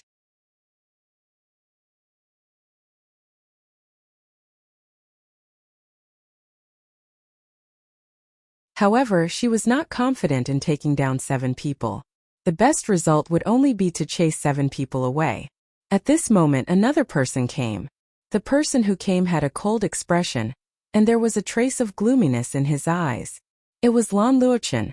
Although Di Baiming and Shui Wuji did not like Lan Luochen, they were still very happy to see him. With him here, the Tianyuan Academy's side had the complete advantage. Lan Luochen did not say anything and directly joined the battle. At this moment, Di Baiming, Shui Wuji, and Lan Luochen were each dealing with a black-robed man. The dried-up old man and Dean Huangfu were dealing with a black-robed man, while the remaining Dark Wind and the others were working together to deal with the remaining 3 black-robed men. Although the level of the black-robed man's spirit energy was higher than Di Baiming and the others, after all, a lot of spirit energy had been consumed. Hence, Di Baiming and the other two had the upper hand. Yun Chuzhou blinked her eyes. She had to be more strategic. Thus she said to Shui Wuji, "Brother Wuji, leave this scum to me.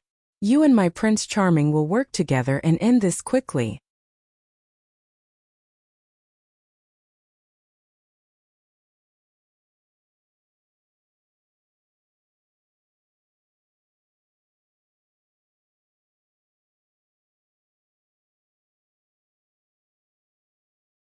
Although Shui Wuji was a Chinibyu, he was very smart. He immediately understood what Yun Chuzhou meant. After getting rid of his opponent with a feint, he joined hands with Di Baiming to deal with the same black-clothed man. The black-clothed man was about to go forward to rescue him, but Yun Chuzhou stopped him. "Dregs, let's exchange a few moves," Yun Chuzhou said with a smile. The black-clothed man snorted coldly. "There are too many people here. You can't use the sudden rupture talisman at all. Your defensive spirit tool has been used up. What other trump cards do you have? You're courting death. It's not certain who's courting death. Tremble, dregs." Yun Chuzhou threw several small purple needles at the black-clothed man. After the black-clothed man easily dodged, he threw a palm at Yun Chuzhou. The two of them tangled together. Yun Chuzhou was naturally no match for the man in black, but this guy had helpers. The 3 little ones that had not displayed their skills for a long time were released, especially the Xiao Hanio. This guy had been waiting for a chance to prove himself. Damn it, it seemed like it did not help its master at all except for curses. That was because the places where its black-hearted master went were often prohibited from flying. This time it was finally time for it to show its skills. Let its fans see that this young master has some skills. Xiao Hanyo flew into the air and threw a big fireball at the black-clothed man. The black-clothed man quickly dodged to the side, and the four-tailed Xiao Hong red fox fireball arrived again. Just as the black-clothed man was about to dodge, a hole appeared under his feet, and one of his feet was stuck in it. Just as the black-clothed man pulled his foot out, Yun Chujia's purple needle and spiritual piglet arrived again. Although the three silly cuties and Yun Chujia's spirit energy were not high, they could not withstand the three strikes from the air, the ground, and the ground. The black-robed man was flustered and agitated. Yun Chujia's goal was to stall this black-robed man. As long as Di Biming and Xue Wuji finished one, she would come over to help. Therefore this guy was very confident. As expected, the combined might of Di Biming and Xue Wuji was quite powerful. Very quickly, they killed a black-robed man. Immediately, they came over to help Yun Chuzhou deal with this black-robed man. The black-robed man did not have an easy time dealing with Yun Chuzhou and the three dumb beasts. The moment Di Biming and Xue Wuji joined in, they immediately fell into a disadvantageous position. Very quickly, this black-robed man was also killed by Yun Chuzhou and the others. The situation was completely reversed and the Tianyuan Academy had the absolute advantage. 2 hours later, only 2 black-robed men were left. The remaining 5 black-robed men had all died.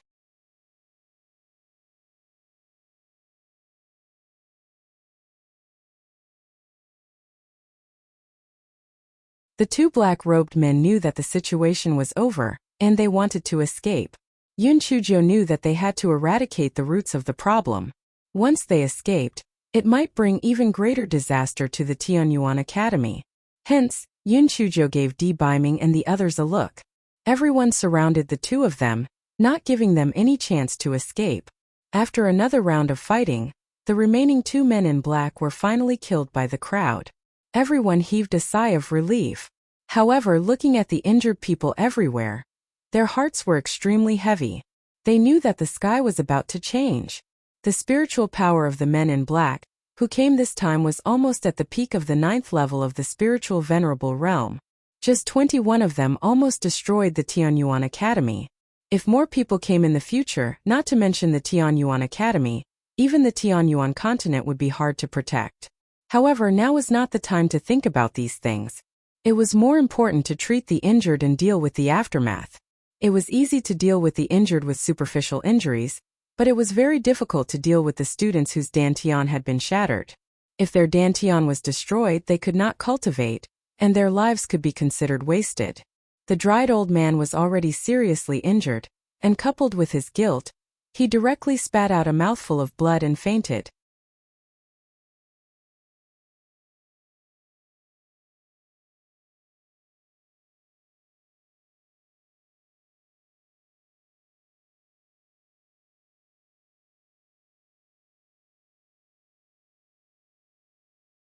Yun Chuzhou hurriedly fed the old man a medicinal pill, but the old man's injuries were too severe.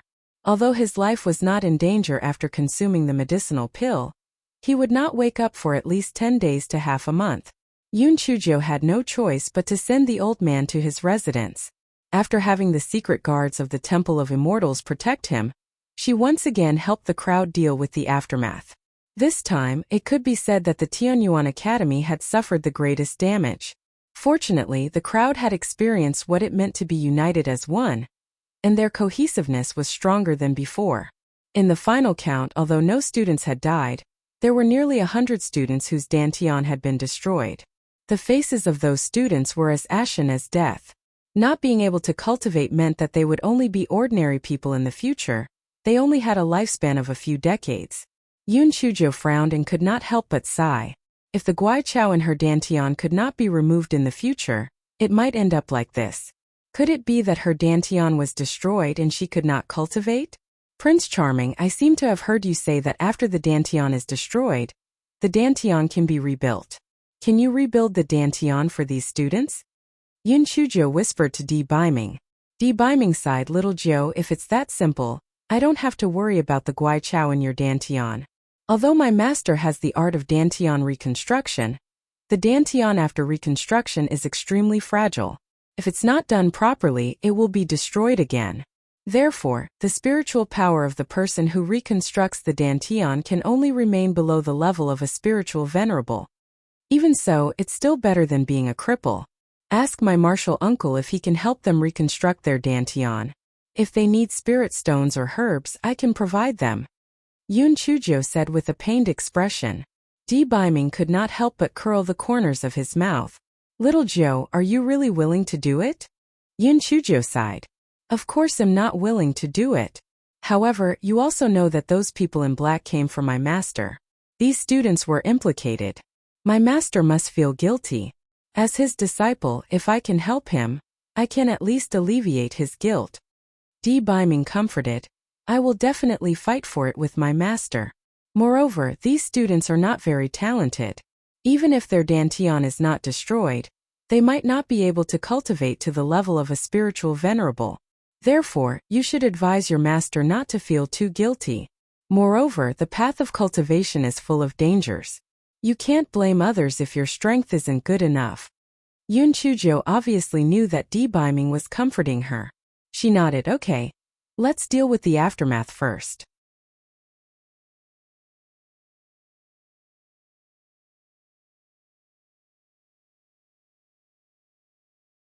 Then there's a big thing waiting for us to do. Di Biming was stunned. What big thing? There are still 7 people trapped in the trial tower. Wait until everything is settled here. Well, close the door and kill the dogs. Well, release one person from the trial tower and kill another. Well, leave behind a soul search and well know the background of these people. Yun Chujo said fiercely. If they hurt her master, none of them would be able to live. Di Biming nodded. Alright, let's first recover our physical strength and spiritual power. Then we'll think of a foolproof plan before killing them. After a day and night of cleaning up, the Tianyuan Academy temporarily regained its peace. As the old man was unconscious, there was no way for them to ask any questions. Hence, everyone could only gather together to discuss how to deal with the 7 people in the trial tower. Finally, everyone discussed. After setting up layers of formations, they would have the trial tower release everyone one by one. This way, they would be able to ensure that every person that came out would be killed without leaving any trouble behind. This chapter is a preview. If you want to see a faster and more up-to-date chapter, please visit for more content.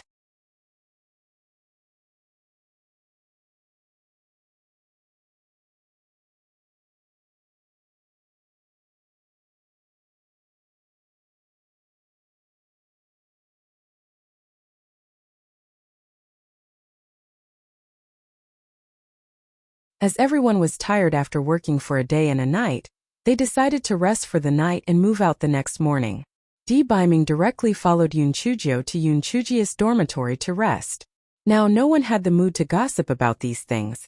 Only Lan Luchen's eyes flickered a few times, but he did not say anything. As for Xue Wuji, he did not have the sour feeling of the past at all. Instead, he could not help but think of that lecherous woman. He spat at himself a few times and then went to the guest room to rest. After Di Biming and Yun Chujo washed up, Di Biming asked Little Joe, "Didn't you say that you were trapped in the prodigy hall?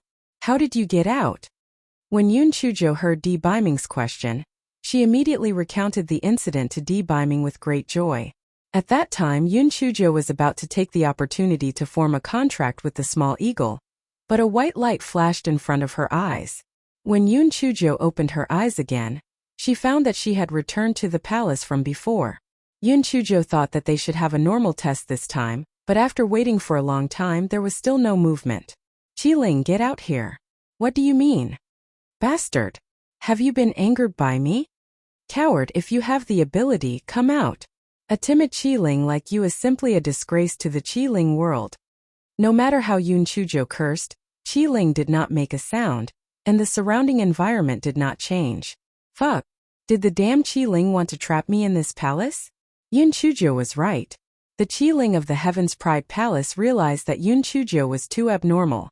She was able to trick the golden-winged vermilion-beaked eagle to give her her child. Such a freak probably would not be able to stop her no matter what. Since that was the case, she would use the same strategy to deal with all the changes. Trap her to death. Yun Chujo cursed until her mouth was dry, But it was of no use. She simply began to use the rolling pin to knock around, trying to find a loophole. Unfortunately, after busying herself for a long time, she still couldn't find any exit, so she could only stop and rest. For 3 days in a row, Yun Chujo still couldn't find an exit. The weapon spirit remained silent as if it was dead. In fact, this guy was hiding in a corner and jumping with joy. Damn it! You little brat, you also have this day. You shall be trapped here for the rest of your life. Ha ha ha.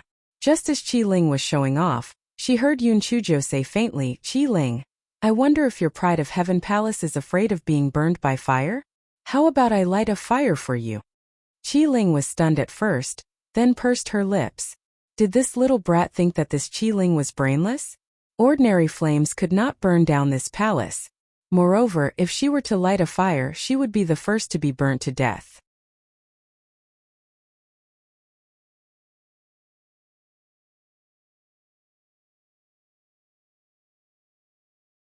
Qi Ling did not believe that she would really dare to set a fire. Just as Qi Ling was thinking about this, she saw Yun Chujo call out a black fire-spitting crow from her spiritual beast pouch. The fire-spitting crow opened its mouth. A large fireball with purple lightning power smashed towards a corner of the palace. Just because the fire could not destroy the palace did not mean that the fireball spat out by Xiao Hanio could not destroy it. The corner of the palace immediately caught fire. The weapon spirit Qi Ling scolded, Stupid girl. Are you crazy? Aren't you afraid that you will also be burned to death if you catch fire? Yun Chujo giggled, Little bastard, you finally dare to speak? You don't have to worry for me. I have the fire-repelling pearl in my hands, so even if the palace is burned to ashes, I will be fine.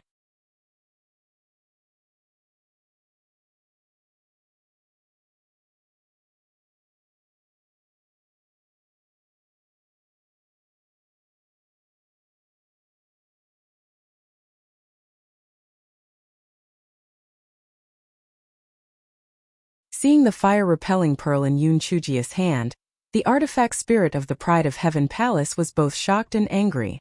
It was really the fire-repelling pearl. How could this damned brat have a fire-repelling pearl? Little bastard, I reckon you'll be bored inside the Pride of Heaven Palace. How fun would it be if I set you on fire? It's like setting off fireworks. Yun Chujo said with a grin. Setting off fireworks? Set your head on fire. If the Pride of Heaven Palace was burned down, would the spirit of this item be able to move? Qi Ling was terrified. Qi Ling finally put out the fire with great difficulty and then said in a low voice, Stinky little fairy, I'm just teasing you. I'll let you out right now. Humph. Have you ever heard the saying, it's easy to invite the gods but hard to send them off? You want to send me off just like that? Let me tell you, even if you forcefully send me out, I will still burn your asshole nest outside. No one dares to say anything wrong when I say one thing in Tianyuan Academy. You know about the trial tower, right? The little black frog in there is now very obedient under my care. Entering and leaving the trial tower is just like playing with it. So, if you don't show some sincerity today, HMPH, we're not done. Yun Chujo said arrogantly with her hands on her waist. Qi Ling wanted to cry but had no tears. It knew that what Yun Chujo said was definitely true because this black-hearted person could think of any bad ideas. Even the golden-winged vermilion-beaked eagle was tricked into giving the small eagle to her. What else could she not do? Little fairy, what do you want? What do you want? Come out and let me beat you up first. Well, little fairy, it's better to be famous than to meet each other. Let's preserve some mystery. Qi Ling had a spiritual heart. Unless this Qi Ling was stupid, he would only go out. If he went out, it would definitely not be good. Pa! You shameless bastard. And you even use words with me. It's fine even if we don't meet. You've turned my points into infinity, so that I can forever occupy the first place. Then you can compensate me with 100 immortal items, and I won't burn your fucking nest. Qi Ling was about to cry. The points were fine, but where could he get 100 immortal items? Little fairy, I really don't have an immortal item. Think about it, my Heaven's Pride Tower is just for testing, there's no reward at all, so how could I have an immortal item? If you don't have an immortal item, then use Supreme Grade Spirit Stones to exchange. One immortal item costs 1 million Supreme Grade Spirit Stones. Just give me 100 million Supreme Grade Spirit Stones. Qi Ling almost vomited blood. 100 million supreme-grade spirit stones? Why don't you go and rob it? No, even if you rob it, you can't get it.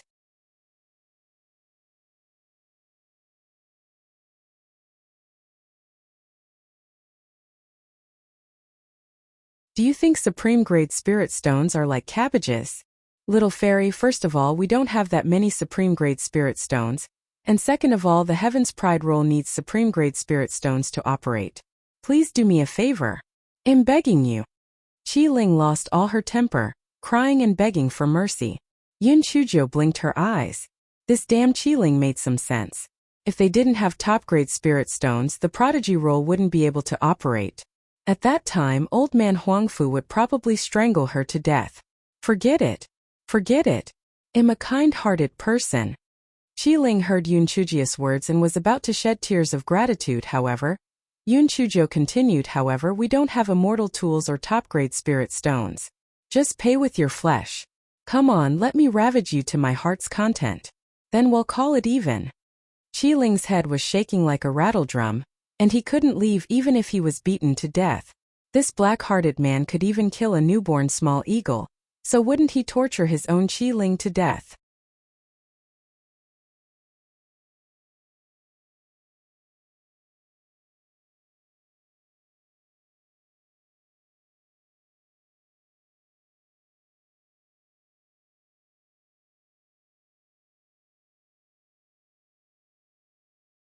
Qi Ling knew that Yun Chujiu would not let it go without a little blood. She could only clench her teeth and say, little fairy, although I don't have any immortal items or top-grade spirit stones, I can give you a top-grade item. Top-grade item? What good item? What good item can you have with your poor appearance?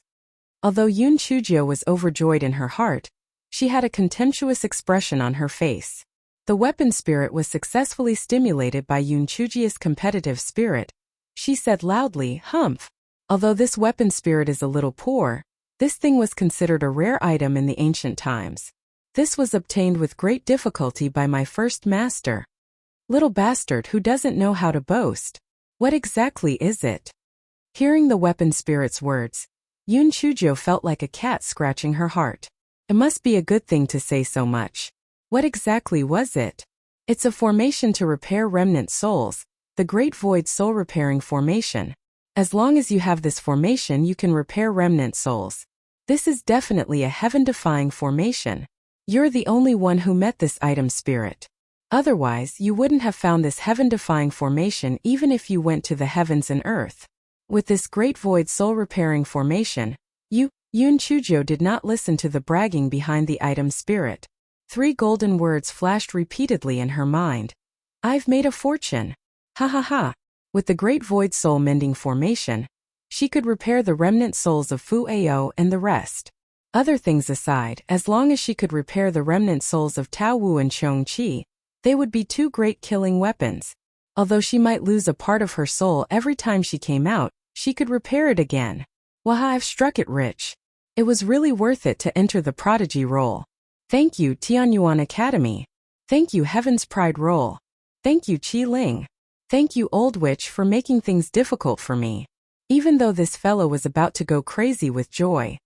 However, he curled his lips and said, Great Void Soul Mending Formation?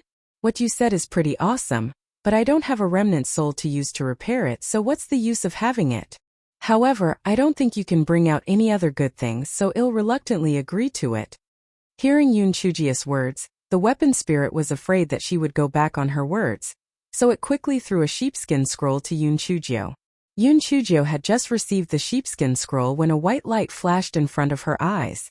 When she opened her eyes again, she was already outside the prodigy role. Yun Chujiu saw that the first name on the screen had indeed been changed to her name. Other people's names were followed by the number of points. Only her name was followed by 3 bright words.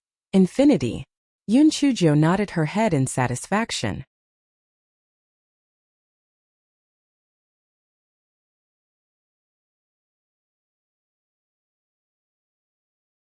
Just as she was about to check the sheepskin scroll, she smelled a strong smell of blood. So she hurriedly put away the sheepskin scroll and rushed to save her. Prince Charming, you have reminded me. I have to see if this sheepskin scroll is the Great Void soul repairing formation. If the weapon spirit on the prodigy roll dares to touch me, I will burn its shit nest. Yun Chujo took out the sheepskin scroll as she spoke. When she opened it to take a look, she was dumbfounded. The sheepskin scroll was densely packed with words, but they were all ancient characters. Yun Chujo could only recognize a few sparse words. Yun Chujo was so angry that she cursed the prodigy roll's Chi-Ling. Di Baiming could not help but laugh. Little Jiao, this great void soul mending formation was originally left behind from the ancient times. Naturally, it was written in ancient characters. You've wronged the weapon spirit of the prodigy roll. Yun Chujo thought about it and it made sense. If it was not written in ancient characters, then it meant that it was fake. This chapter is a preview. If you want to see a faster and more up-to-date chapter, please visit for more content.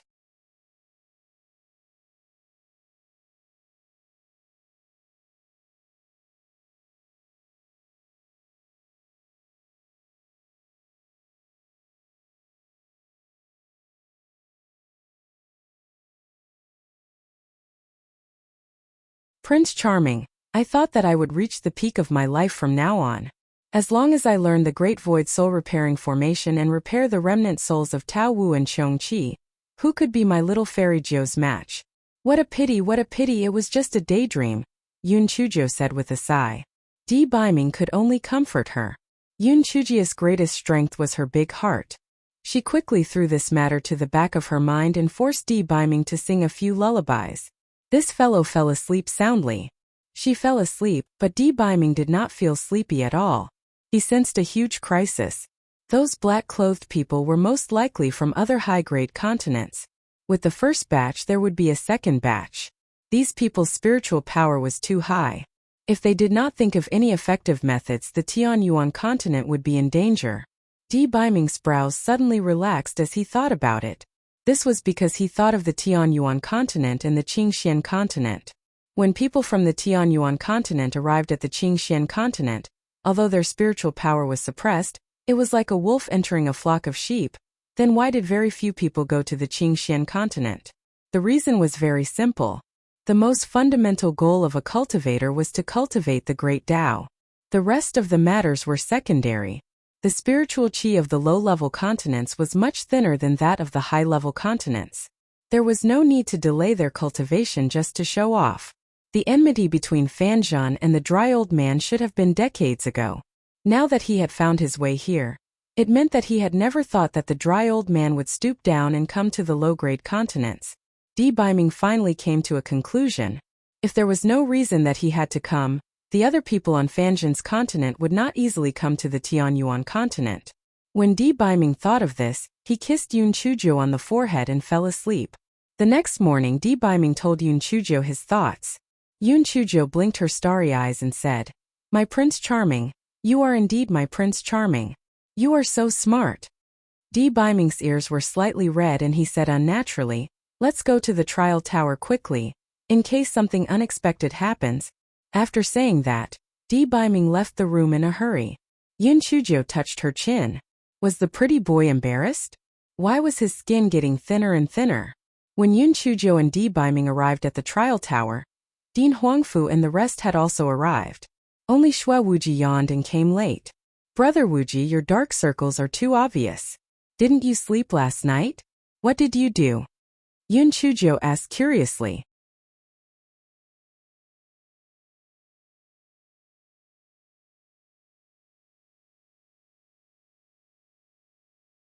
Xue Wuji said in a slightly flustered manner, "Brother, I naturally couldn't sleep for the safety of the Tianyuan continent. How can I be like some people who sleep until dawn without a care in the world?" "Ah, so it's like that. Then, Brother Wuji, have you thought of any countermeasures? How can countermeasures be so easy to think of?" "Little Sister Jiao, let's not talk about this anymore. Let's hurry up and deal with the bastard in the trial tower," Xue Wuji said with a slightly erratic gaze. Yun Chujo pursed her lips. This Wuji's head must be hiding something from her.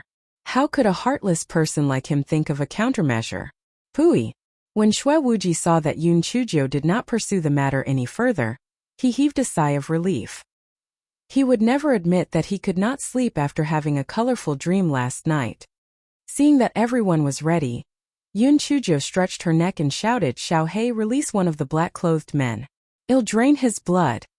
Although the weapon spirit of the trial tower was so aggrieved that it wanted to cry, it still obediently released one of the men in black. This was because it felt that Yun Chujo, this black-hearted person, was much more terrifying than the men in black. You're tuning in to the Li Mei Sword of Destiny YouTube channel. We're so grateful for your support, and don't forget to subscribe to join us on this incredible journey through captivating stories. Your generosity through donations truly makes a world of difference, as it's the primary source of revenue that allows me to expand and enhance this channel for you. Thank you from the bottom of my heart for being a part of this adventure.